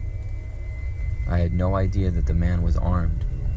It makes it even scarier for me looking back. When I got home, I reported everything, but the man was long gone when police arrived. I ended up buying a lawnmower on Craigslist after all, but I was a little more careful.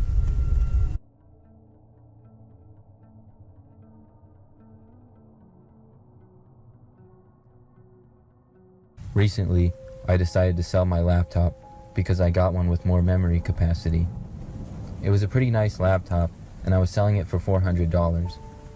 I figured it would sell pretty quickly because it was worth a little more than that. Sure enough, somebody contacted me about it. He said his name was Robert and he was very interested in the laptop. He offered me the full price and asked if we could meet the next day. I said yes, and he wanted to meet at my house, but I suggested we meet at a coffee shop. He agreed to it, and the next day I went to the coffee shop with my laptop. The meeting time was 5:30 p.m. He showed up on time and came over and introduced himself to me. He seemed like a pretty average guy. I showed him the laptop and let him look at it. He said he liked it, but then said he didn't get paid until tomorrow, so we would have to meet again then for him to buy it. I was pretty annoyed by this because I thought he was going to purchase it then and there, but I didn't feel like arguing with the man, so I said I would see him tomorrow and left the shop.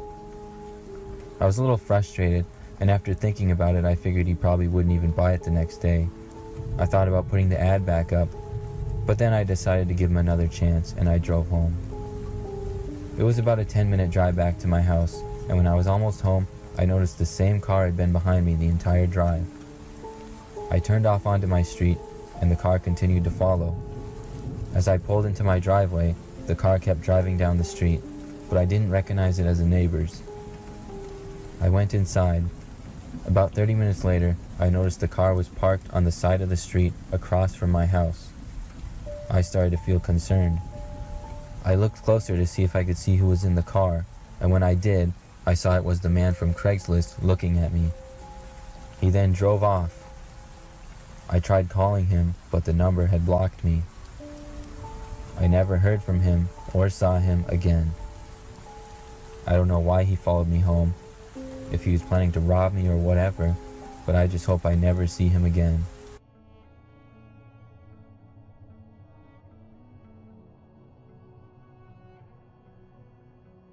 Last month, I decided to sell my big TV with the TV stand on Craigslist. I got a new TV that's slightly larger and it's mounted on the wall. The old TV is in a large stand and I just kind of had it in the dining room. My wife had been asking me to get rid of it, but I thought that I could get some money for it, so I put it up on Craigslist. For a few days, I got no interest though. I was seriously considering lowering the price on it because, to be honest, it wasn't that great of a deal. But then I got some interest. A man reached out and told me that he might want to buy it. He asked if he could see it. I told him only if he was serious about it, and he said that he was. I gave him my address, and we arranged for him to come and look at it the next night at 7 p.m. I live in an average-sized 2-story home that's just me and my wife. Because the TV stand and the TV were kind of bulky, I really didn't feel like lugging it into my car to drive it to some local parking lot. I figured it wasn't a big deal that I was giving my address to him. The next night at 7 p.m., I waited for the guy to show up. After 30 minutes went by, I sent him a text asking him if he was still coming. He responded saying yes he was and he was on his way. I kept waiting. By the time he got to my house, it was 8 o'clock and dark outside. When I saw his car, I was disappointed. He arrived in a small little 4-door sedan, and there was no way that the TV or the stand would fit inside of it.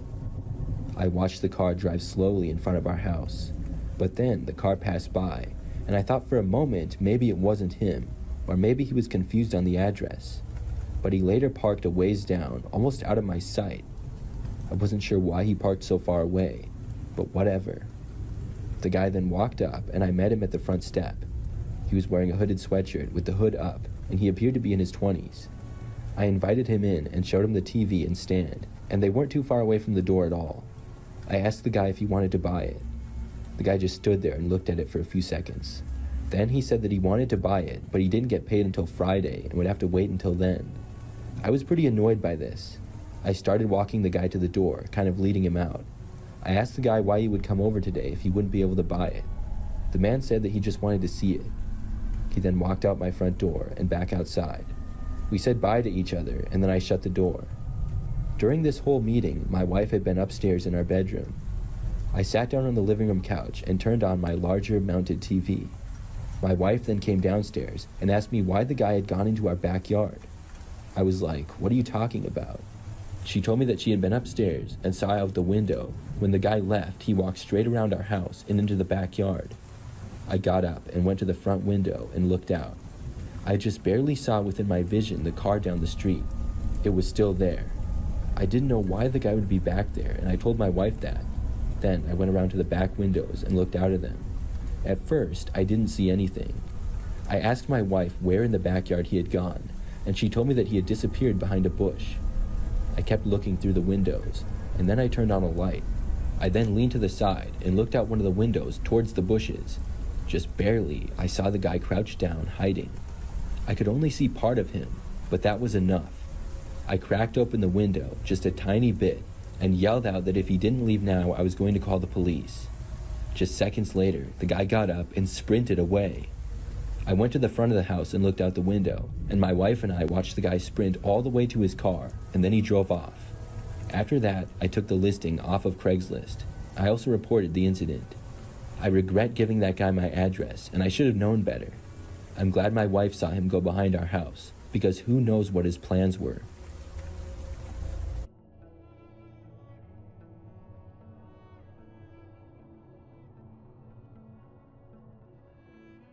This happened several years ago. During this time, I really needed some extra money. I was still in school and didn't have a lot of time to work at my part-time job. So I went on Craigslist one time in particular and just browsed around to see what the jobs looked like. I'd only gone on Craigslist a few times before, but I had heard you could do odd jobs for money.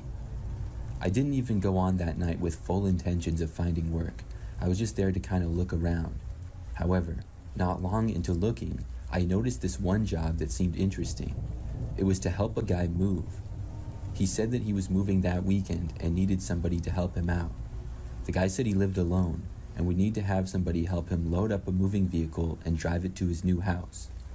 The drive was roughly 30 minutes, and the pay for the thing was really good. I think it was like $300. It said it would only take a few hours also, so I decided to contact the guy right then and there.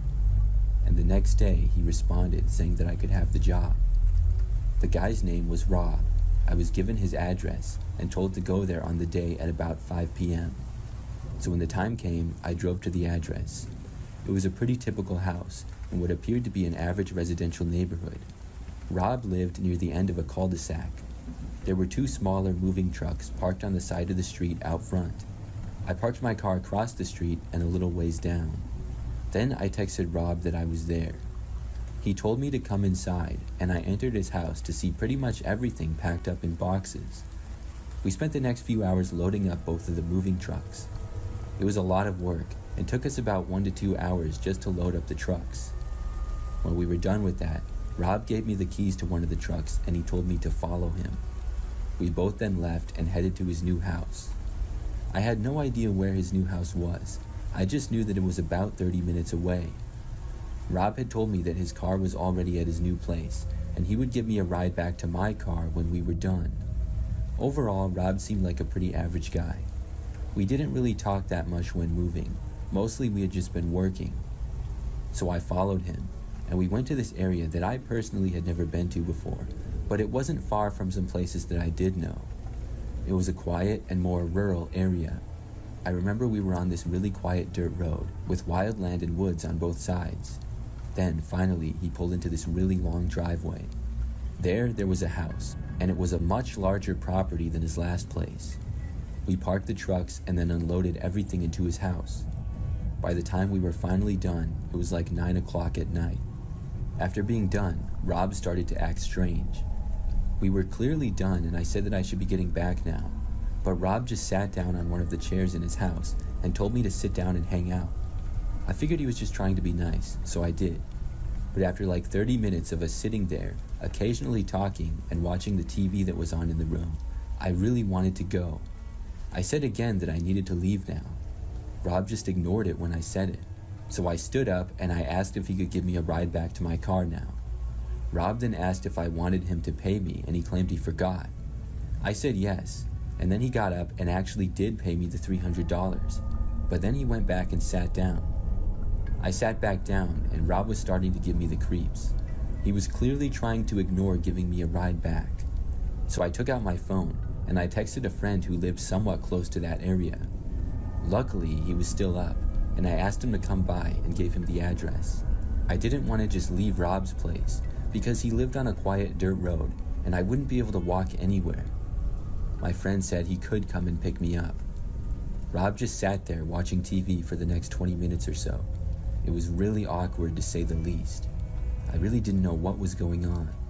Finally, I got a text from my friend saying that he was there and he was parked out front on the side of the road.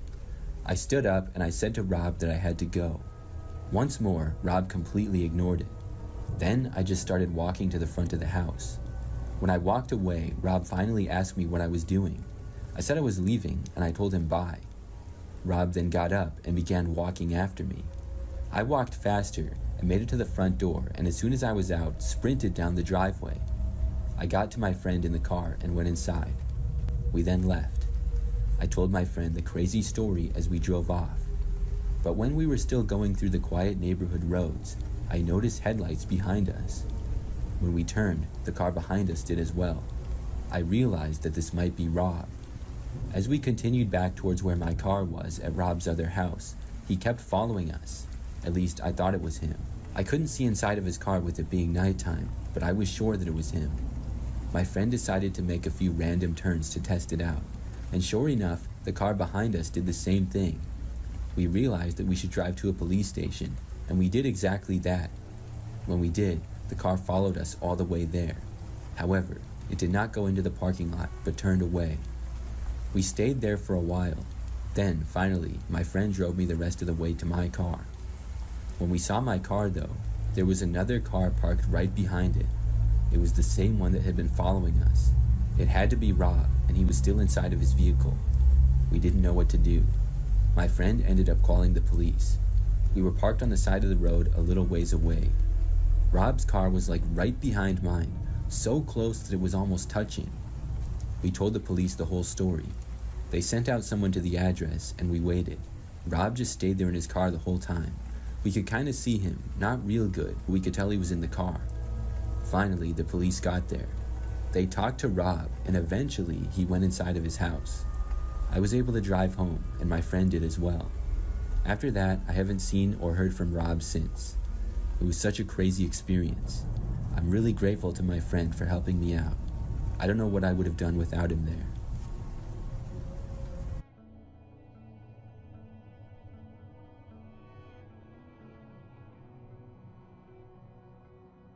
I'm a 30-year-old female, and last summer, I listed my old laptop on Craigslist. I paid over $1,000 for the laptop when I bought it brand new, and I had recently gotten a new one. The laptop was about 3 years old, and it worked great. I figured I could still get a lot of money for it, and I did a little bit of research on what it was worth before listing it. This was my first time attempting to sell anything on Craigslist. I hadn't bought anything on Craigslist either, but one of my friends had several good experiences with it and recommended it to me. So I listed the laptop, and over the first few days, got no interest. I had one person asking if I would accept an offer that was far too low, but that was about it. Then, I finally seemed to get somebody that was seriously interested in it. I got a message from someone asking if the laptop was still available. I told them yes, and the person said they would like to come over and buy it. The person said his name was Tony, and he was willing to pay full price for the laptop. He said that his had recently broken, and he really needed one. We texted back and forth for a little, and ended up agreeing that Tony would come to my house to buy it the next evening. That very next morning, on what was supposed to be the day of the meeting, I saw that I had a friend request on Facebook. The request was from Tony himself. This puzzled me a bit because I hadn't given him my last name or anything like that. I went onto Tony's page to look at him, and to be honest, he really gave me the creeps. From the things he posted to how he looked, I suddenly had a bad feeling about him. I started to realize that I had invited this guy to my house, but luckily I had not given him my address yet. I decided that I no longer wanted him to come over, and I was going to tell him that I wasn't going to sell it anymore. I texted Tony and I told him that I was sorry, but something had come up and I would no longer be able to sell him the laptop. Tony responded pretty quickly, asking me why not.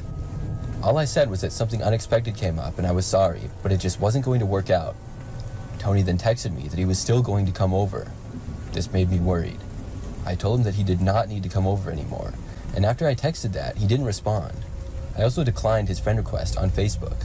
I hoped that he would get the message and would not ask to come over again. A few hours went by, and day turned to night, and I was feeling better about the whole situation. I had not heard from Tony at all. But at about 8 p.m., I got a text message from him. It said, "I'm here." Suddenly, I had a terrible feeling. Was he actually here? How did he know my address? I crept over to the front window and looked outside. I saw a car parked outside, on the side of the street right in front of my house. The driver's door opened, and sure enough, Tony was there and walking out. I decided to pretend that I was not home. Most of my lights in the house were off because I had been in the other room. Tony walked up to the front step and then knocked on the door. I remained where I was and did not even think about answering it. He waited and then knocked again. This went on for probably 5 minutes. I was just hoping that he would finally give up and leave. It was quiet for a while, and I was thinking about checking to see if Tony was gone, but then I felt my phone vibrate. I looked at it to see that Tony had texted me again. This time, he said, "I know that you're home. Let me in." I had no clue how he knew I was home, but I still didn't answer. Then, about a minute later, he tried calling me. After I didn't answer his phone call, he started pounding on the front door. Finally, I decided to text Tony back. I said, "Leave now or I will call the police." Tony did not text me back. He kept knocking on the door on and off for a few more minutes. When this continued, I went ahead and called 911. I told them basically the whole story, and I was told that a police officer would be there in 5 to 10 minutes. After the police were on their way, I got another text from Tony demanding me to let him in the house now. I didn't respond. Then I heard what sounded like Tony running from the front of the house around to maybe the back. I didn't hear anything for a while afterwards. A short time later, the police officer arrived. I answered the door for him and spoke to him for a few minutes. It looked like Tony was gone though. I showed the officer the texts, and he ended up searching in my backyard as well as the front and sides of my house. Tony was gone, but the officer told me not to hesitate to call if Tony caused me any more problems. I couldn't believe that Craigslist could be such a dangerous place. Sure, I had heard stories about it, but I didn't think it would actually happen to me. Not in my city. I had always considered it to be really safe. Plus, I was new to Craigslist and had never actually used it before. I guess I learned the hard way to be very careful while using it. The crazy thing was that I had never given Tony my address. I was going to, but hadn't done it yet. So about an hour after the officer left, it was now about 10:30 at night. I was in my bedroom now, but not asleep yet. I was just watching TV and laying in bed. That's when I heard glass breaking coming from the back side of the house. I knew instantly that Tony was back. Then my phone started ringing. Tony was calling me. I did not bother to answer it. I rejected the call and then blocked Tony's number. I ran to my bedroom door and locked it. Then I called the police once again. Tony was walking around at the other end of the house, near where he had broken in. I heard him yell something, but I couldn't tell what it was. I told the 911 dispatcher that Tony was back and he had broken in. I was told that officers would be there as soon as possible. I didn't know how long I could wait though. I ran into my bedroom closet, which was small, but I could fit inside. I hid myself as best as I could. Tony made his way closer over to my bedroom. Soon, He was right outside my bedroom door. He then yelled for me to let him in.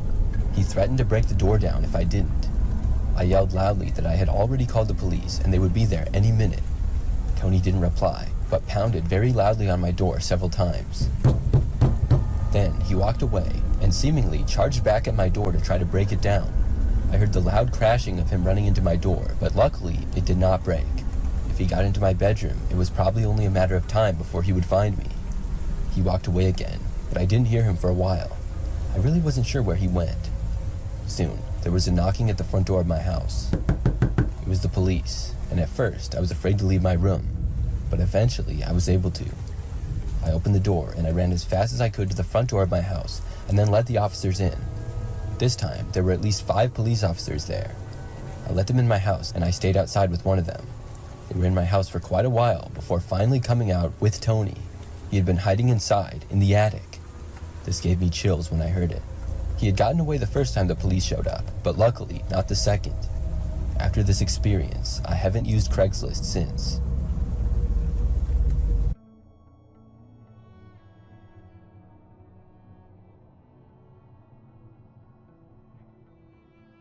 When I was in college, I attended a fairly large university. I had a small apartment about a mile outside of campus. I needed a roommate, but all of my friends already had places, so I put an ad on Craigslist for one. A guy named Peter responded to my ad and asked if he could see the place. I agreed, and the next day he showed up to look at it. He seemed like an average guy to me. He said he didn't attend the university, but he worked nearby. Overall, he seemed like a pretty nice guy. Everything went by normally, but I just had a bad feeling about him for whatever reason. After looking at the place, he left, and I said I would get back to him shortly. Later that night, I was just relaxing and flipping through channels on the TV. The news was on and they were talking about a murder that had happened. They had just caught the suspect, and when they showed his picture, it was the same man that looked at my place. I couldn't believe my eyes. Needless to say, I didn't end up having him as my roommate for that apartment.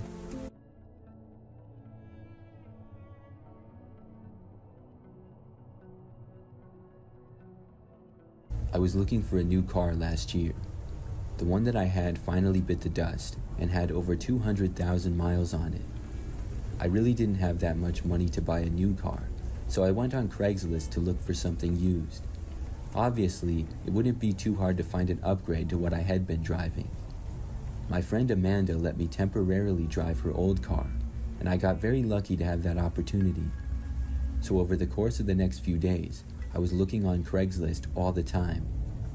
I then noticed a new listing of a car that seemed to be a very good deal. I did not hesitate and I contacted the seller. It was a guy named Kurt.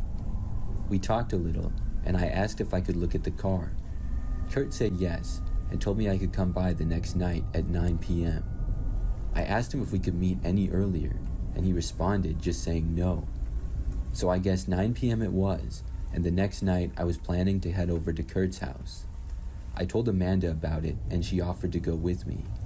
I accepted her offer because I felt a little bit strange meeting a guy from Craigslist alone so late at night. Plus, Amanda knew a decent amount about cars, certainly more than I did. So the next night we headed to Kurt's.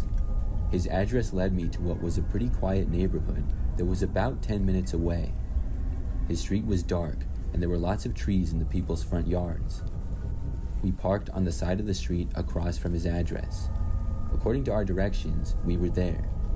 I texted Kurt letting him know. We waited inside the car for a response. After probably 5 to 10 minutes, there was nothing. I called Kurt as well, but got no answer. I even double-checked to make sure that we had the right time, date, and address. It was all correct. We decided to go to Kurt's house and knock on the door. We left Amanda's car that she was letting me borrow and headed into Kurt's property. He had a driveway to the left of his house where the car that I wanted to look at was. He was sitting right in front of the garage at the back end of the driveway. Next to the driveway to the left, there were quite a few trees and lots of acorns had fallen onto the pavement.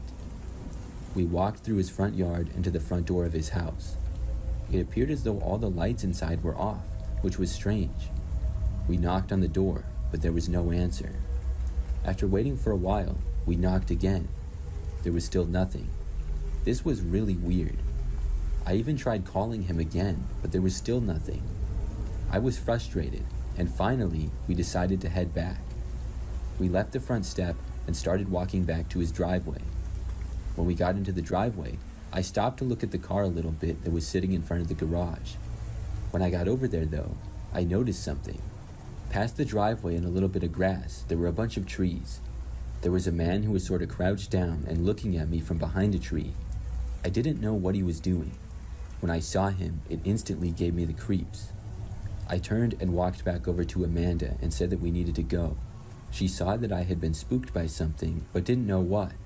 She asked me what was going on. As we walked, I told her I saw a guy looking at us from behind a tree. When we got to the end of the driveway, we turned around and looked. He was now standing there behind a different tree, more visible, and still looking at us. It was so strange that we quickly got back into the car and left. When we got back, I went to look at the Craigslist post, and it was gone. Soon after, I tried to send Kurt another text, but I was blocked. It was very strange. The whole thing really creeps me out, and I sometimes wonder if Kurt was planning to rob me or something, and when he saw that I was with another person, he decided not to. I really don't know. I ended up finding a different car shortly after.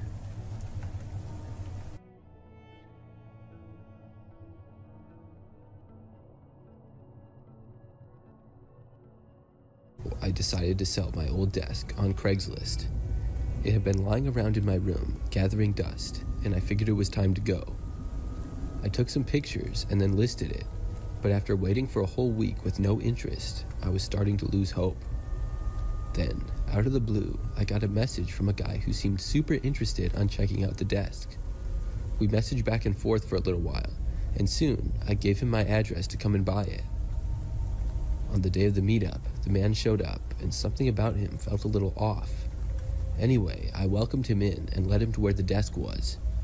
The man had sort of long hair that was blondish red. He was thin and also somewhat short. He looked at the desk for a minute or two. There really wasn't much to it. It was just an old desk. But then he looked up and asked me if he could use my bathroom. I was confused at first, but I didn't want to be rude, so I pointed him in the right direction. He was in there for a little while as I waited in the living room by the desk.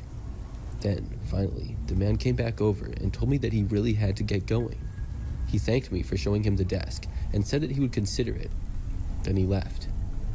I was sort of confused and also disappointed. The whole encounter seemed strange, and I was really hoping that the man would have bought the desk from me. Later that day, I decided to lower the price on the desk on Craigslist in hopes that it would get more attention. That very night, though, something strange happened. I was sound asleep when I suddenly woke up to strange noises. I sat up and listened closely. The noises sounded like they were coming from down the hallway. I couldn't figure out what was causing them, and they went on for what felt like forever. After waking up a little bit, I soon realized that the noises were coming from my bathroom down the hallway. This was really strange to me, so I decided to get up and check it out. I got up from my bed and slowly walked over to my doorway.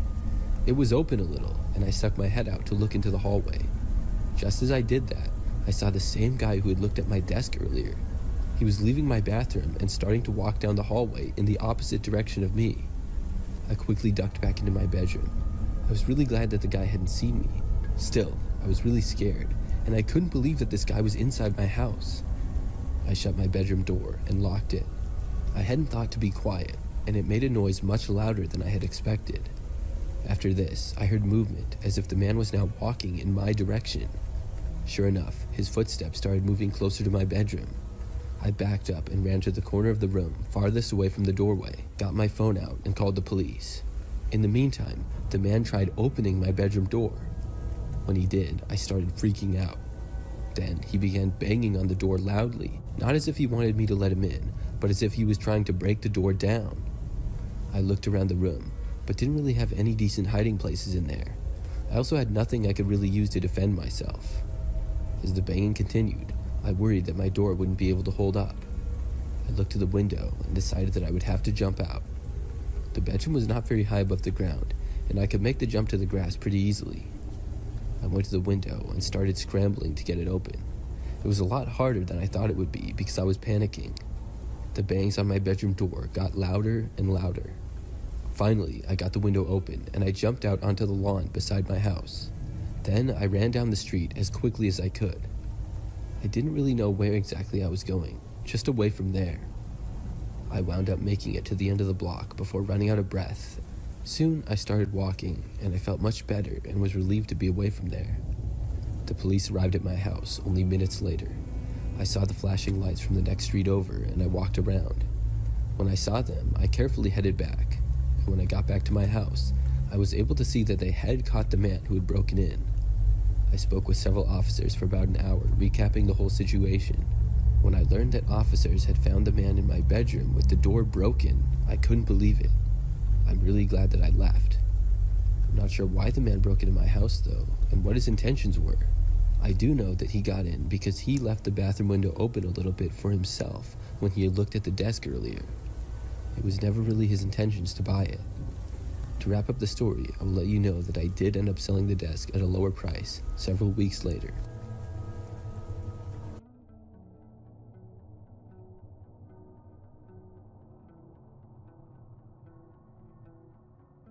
Recently, my family decided to sell our washer and dryer machines.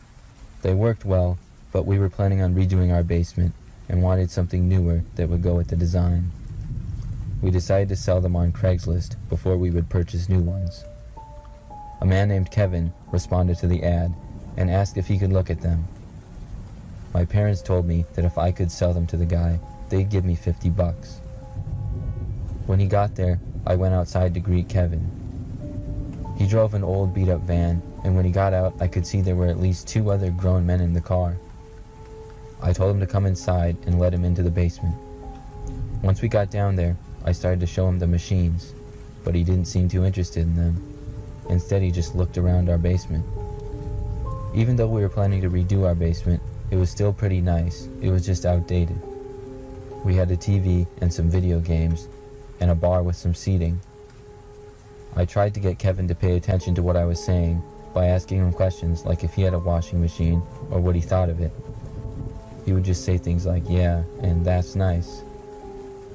Then I heard the basement door open and heard several footsteps coming down the stairs. I saw 4 men enter the room and just stare at me. I looked at them confused. Kevin then walked over to them and they began talking. I stood there not knowing what to do and not saying a word. Kevin came over to me and told me they were going to take everything nice that we had. Just after that, I heard the basement door open again and my dad entered the room with his gun and shouted at them. The men all ran up the stairs and left. The police were called, but the men were long gone. My dad said when he heard the men enter the house, he got suspicious to see what was going on. It was one of the scariest moments of my life.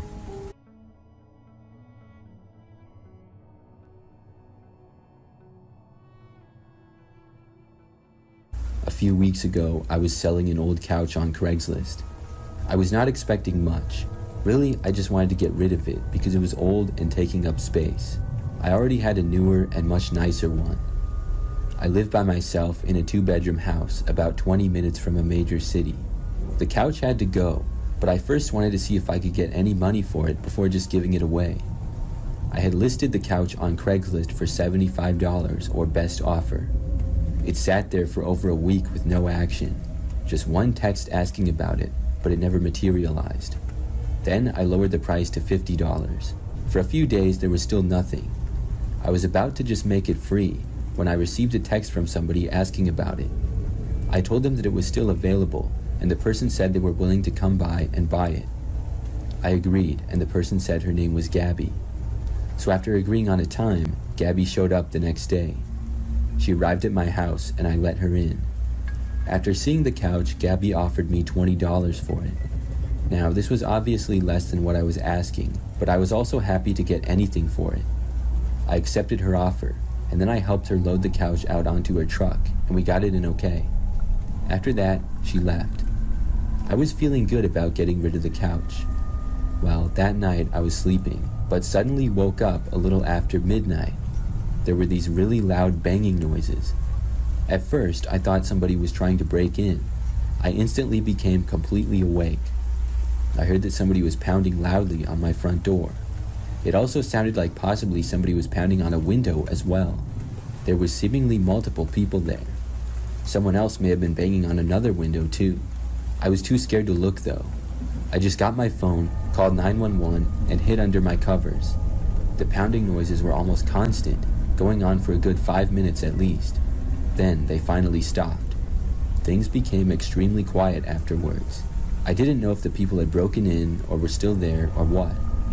I stayed where I was, waiting for the police. Eventually, they got there and looked around my property. However, whoever had been banging on my doors and windows had left. I didn't know what they looked like or how many people it was. I told the police what I could, but they couldn't do much other than tell me to call again if they returned. After that, the people thankfully did not return. To this day, I don't know who it was or what they were doing banging on my house. I personally think it had something to do with Gabby, who bought my couch. Now, I could obviously be wrong. I have no proof, so I'm not accusing her. But I've never experienced anything like that, and the same day she goes to my house, this happens. Maybe it's just a coincidence, who knows? I'm just hoping that nothing like that ever happens again.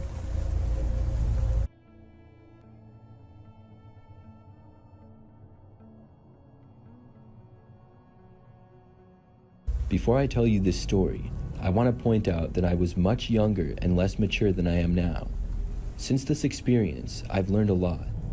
At this time, I was 20 years old and had just recently moved out on my own and was living in an apartment. I had a job and had just enough money saved up to get a car.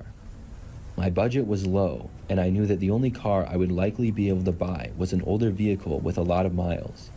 As long as it was durable and ran well, I didn't care though. I was just happy to be able to purchase my own car. I lived close enough to the city that I could take buses places, but having a car is much more convenient. I started looking on Craigslist for a car and set my budget. After a few days of looking, I found one that I thought would be really good. The price was reasonable, the car looked to be in good shape, and the listing was very recent. I reached out to the seller and was contacted.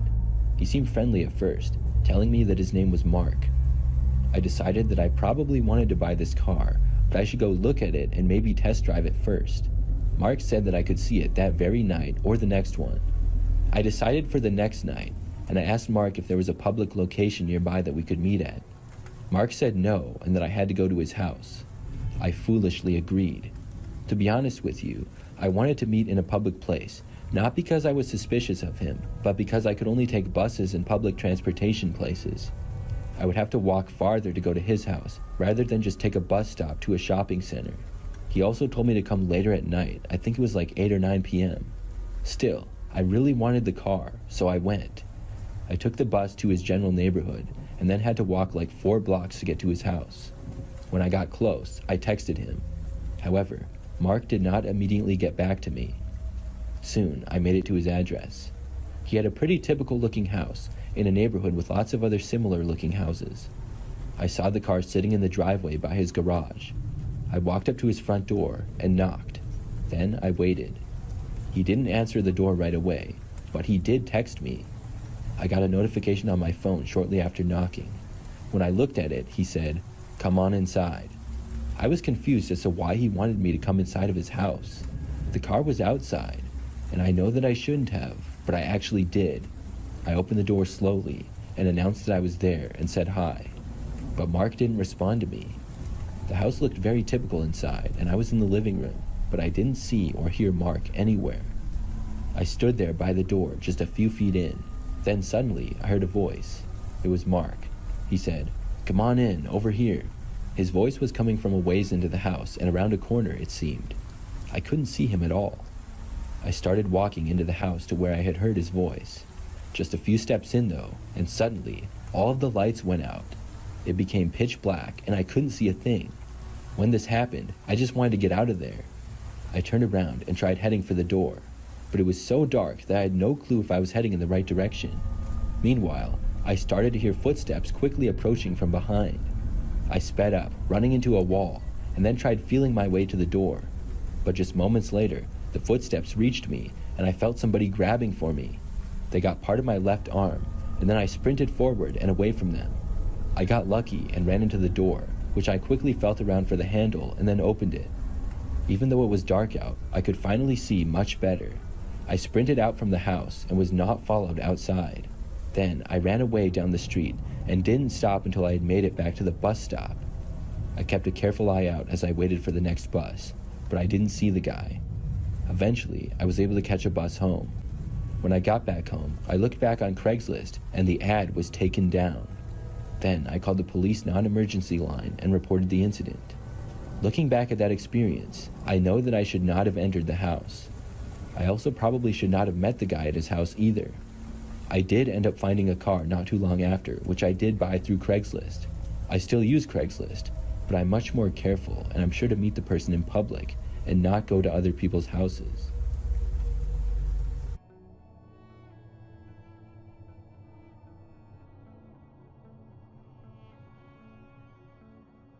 I am a female. A couple of years ago, when I was in high school, I was looking for a new car to buy on Craigslist. I was kind of picky in what I wanted, so I was constantly refreshing pages to see the new listings. One day when I was bored in school, I decided to look around the rest of Craigslist for fun. I saw the missed connections section and wanted to see the crazy things people were posting there. The third result said, "Blonde girl, can we meet already?" I clicked it and expected to get a laugh, but instead I got completely freaked out. The ad was describing a girl that this person had been seemingly stalking, but the person they described sounded just like me. They talked about seeing them walk down certain streets that I walked down and certain stores that I had been to at the same days. I screenshotted the post and showed it to a couple of my friends. They all agreed with me that it seemed pretty disturbing and it seemed like me that they were describing. I thought maybe it was a prank, but when I asked all my friends, they all said no. Over the next few days, I started feeling uncomfortable everywhere I went. I was paying close attention to my surroundings. When I was driving home from school one day, I noticed a car driving behind me. It followed me all the way to my house and then drove past. I don't know if it was a coincidence or not, but it got me pretty creeped out. I was debating telling my parents about the ad, but I still wasn't for sure that it was me they were describing, and I didn't want to scare them. A few more days went by, and nothing happened that I noticed, until one of my friends sent me a screenshot of another post that was made on Craigslist. The person in the post described me leaving school on the last Thursday and also described to a T what I had been wearing. Now I knew that it was me for sure they were talking about, but I just couldn't figure out who would do something like this. That night, I was laying in bed trying to fall asleep. I was starting to drift off when I heard a noise come from outside my window in the bushes. I looked up and saw a man holding a camera outside my window. I screamed as soon as I saw it. Then I saw a flash come from the camera and the man run away. I didn't get a very good look at him at all. My dad came rushing into the room a few moments later. When he did, I explained everything to him. We went to the police the next day. No other posts were made and nothing else happened, but unfortunately, they were never able to find out who was responsible.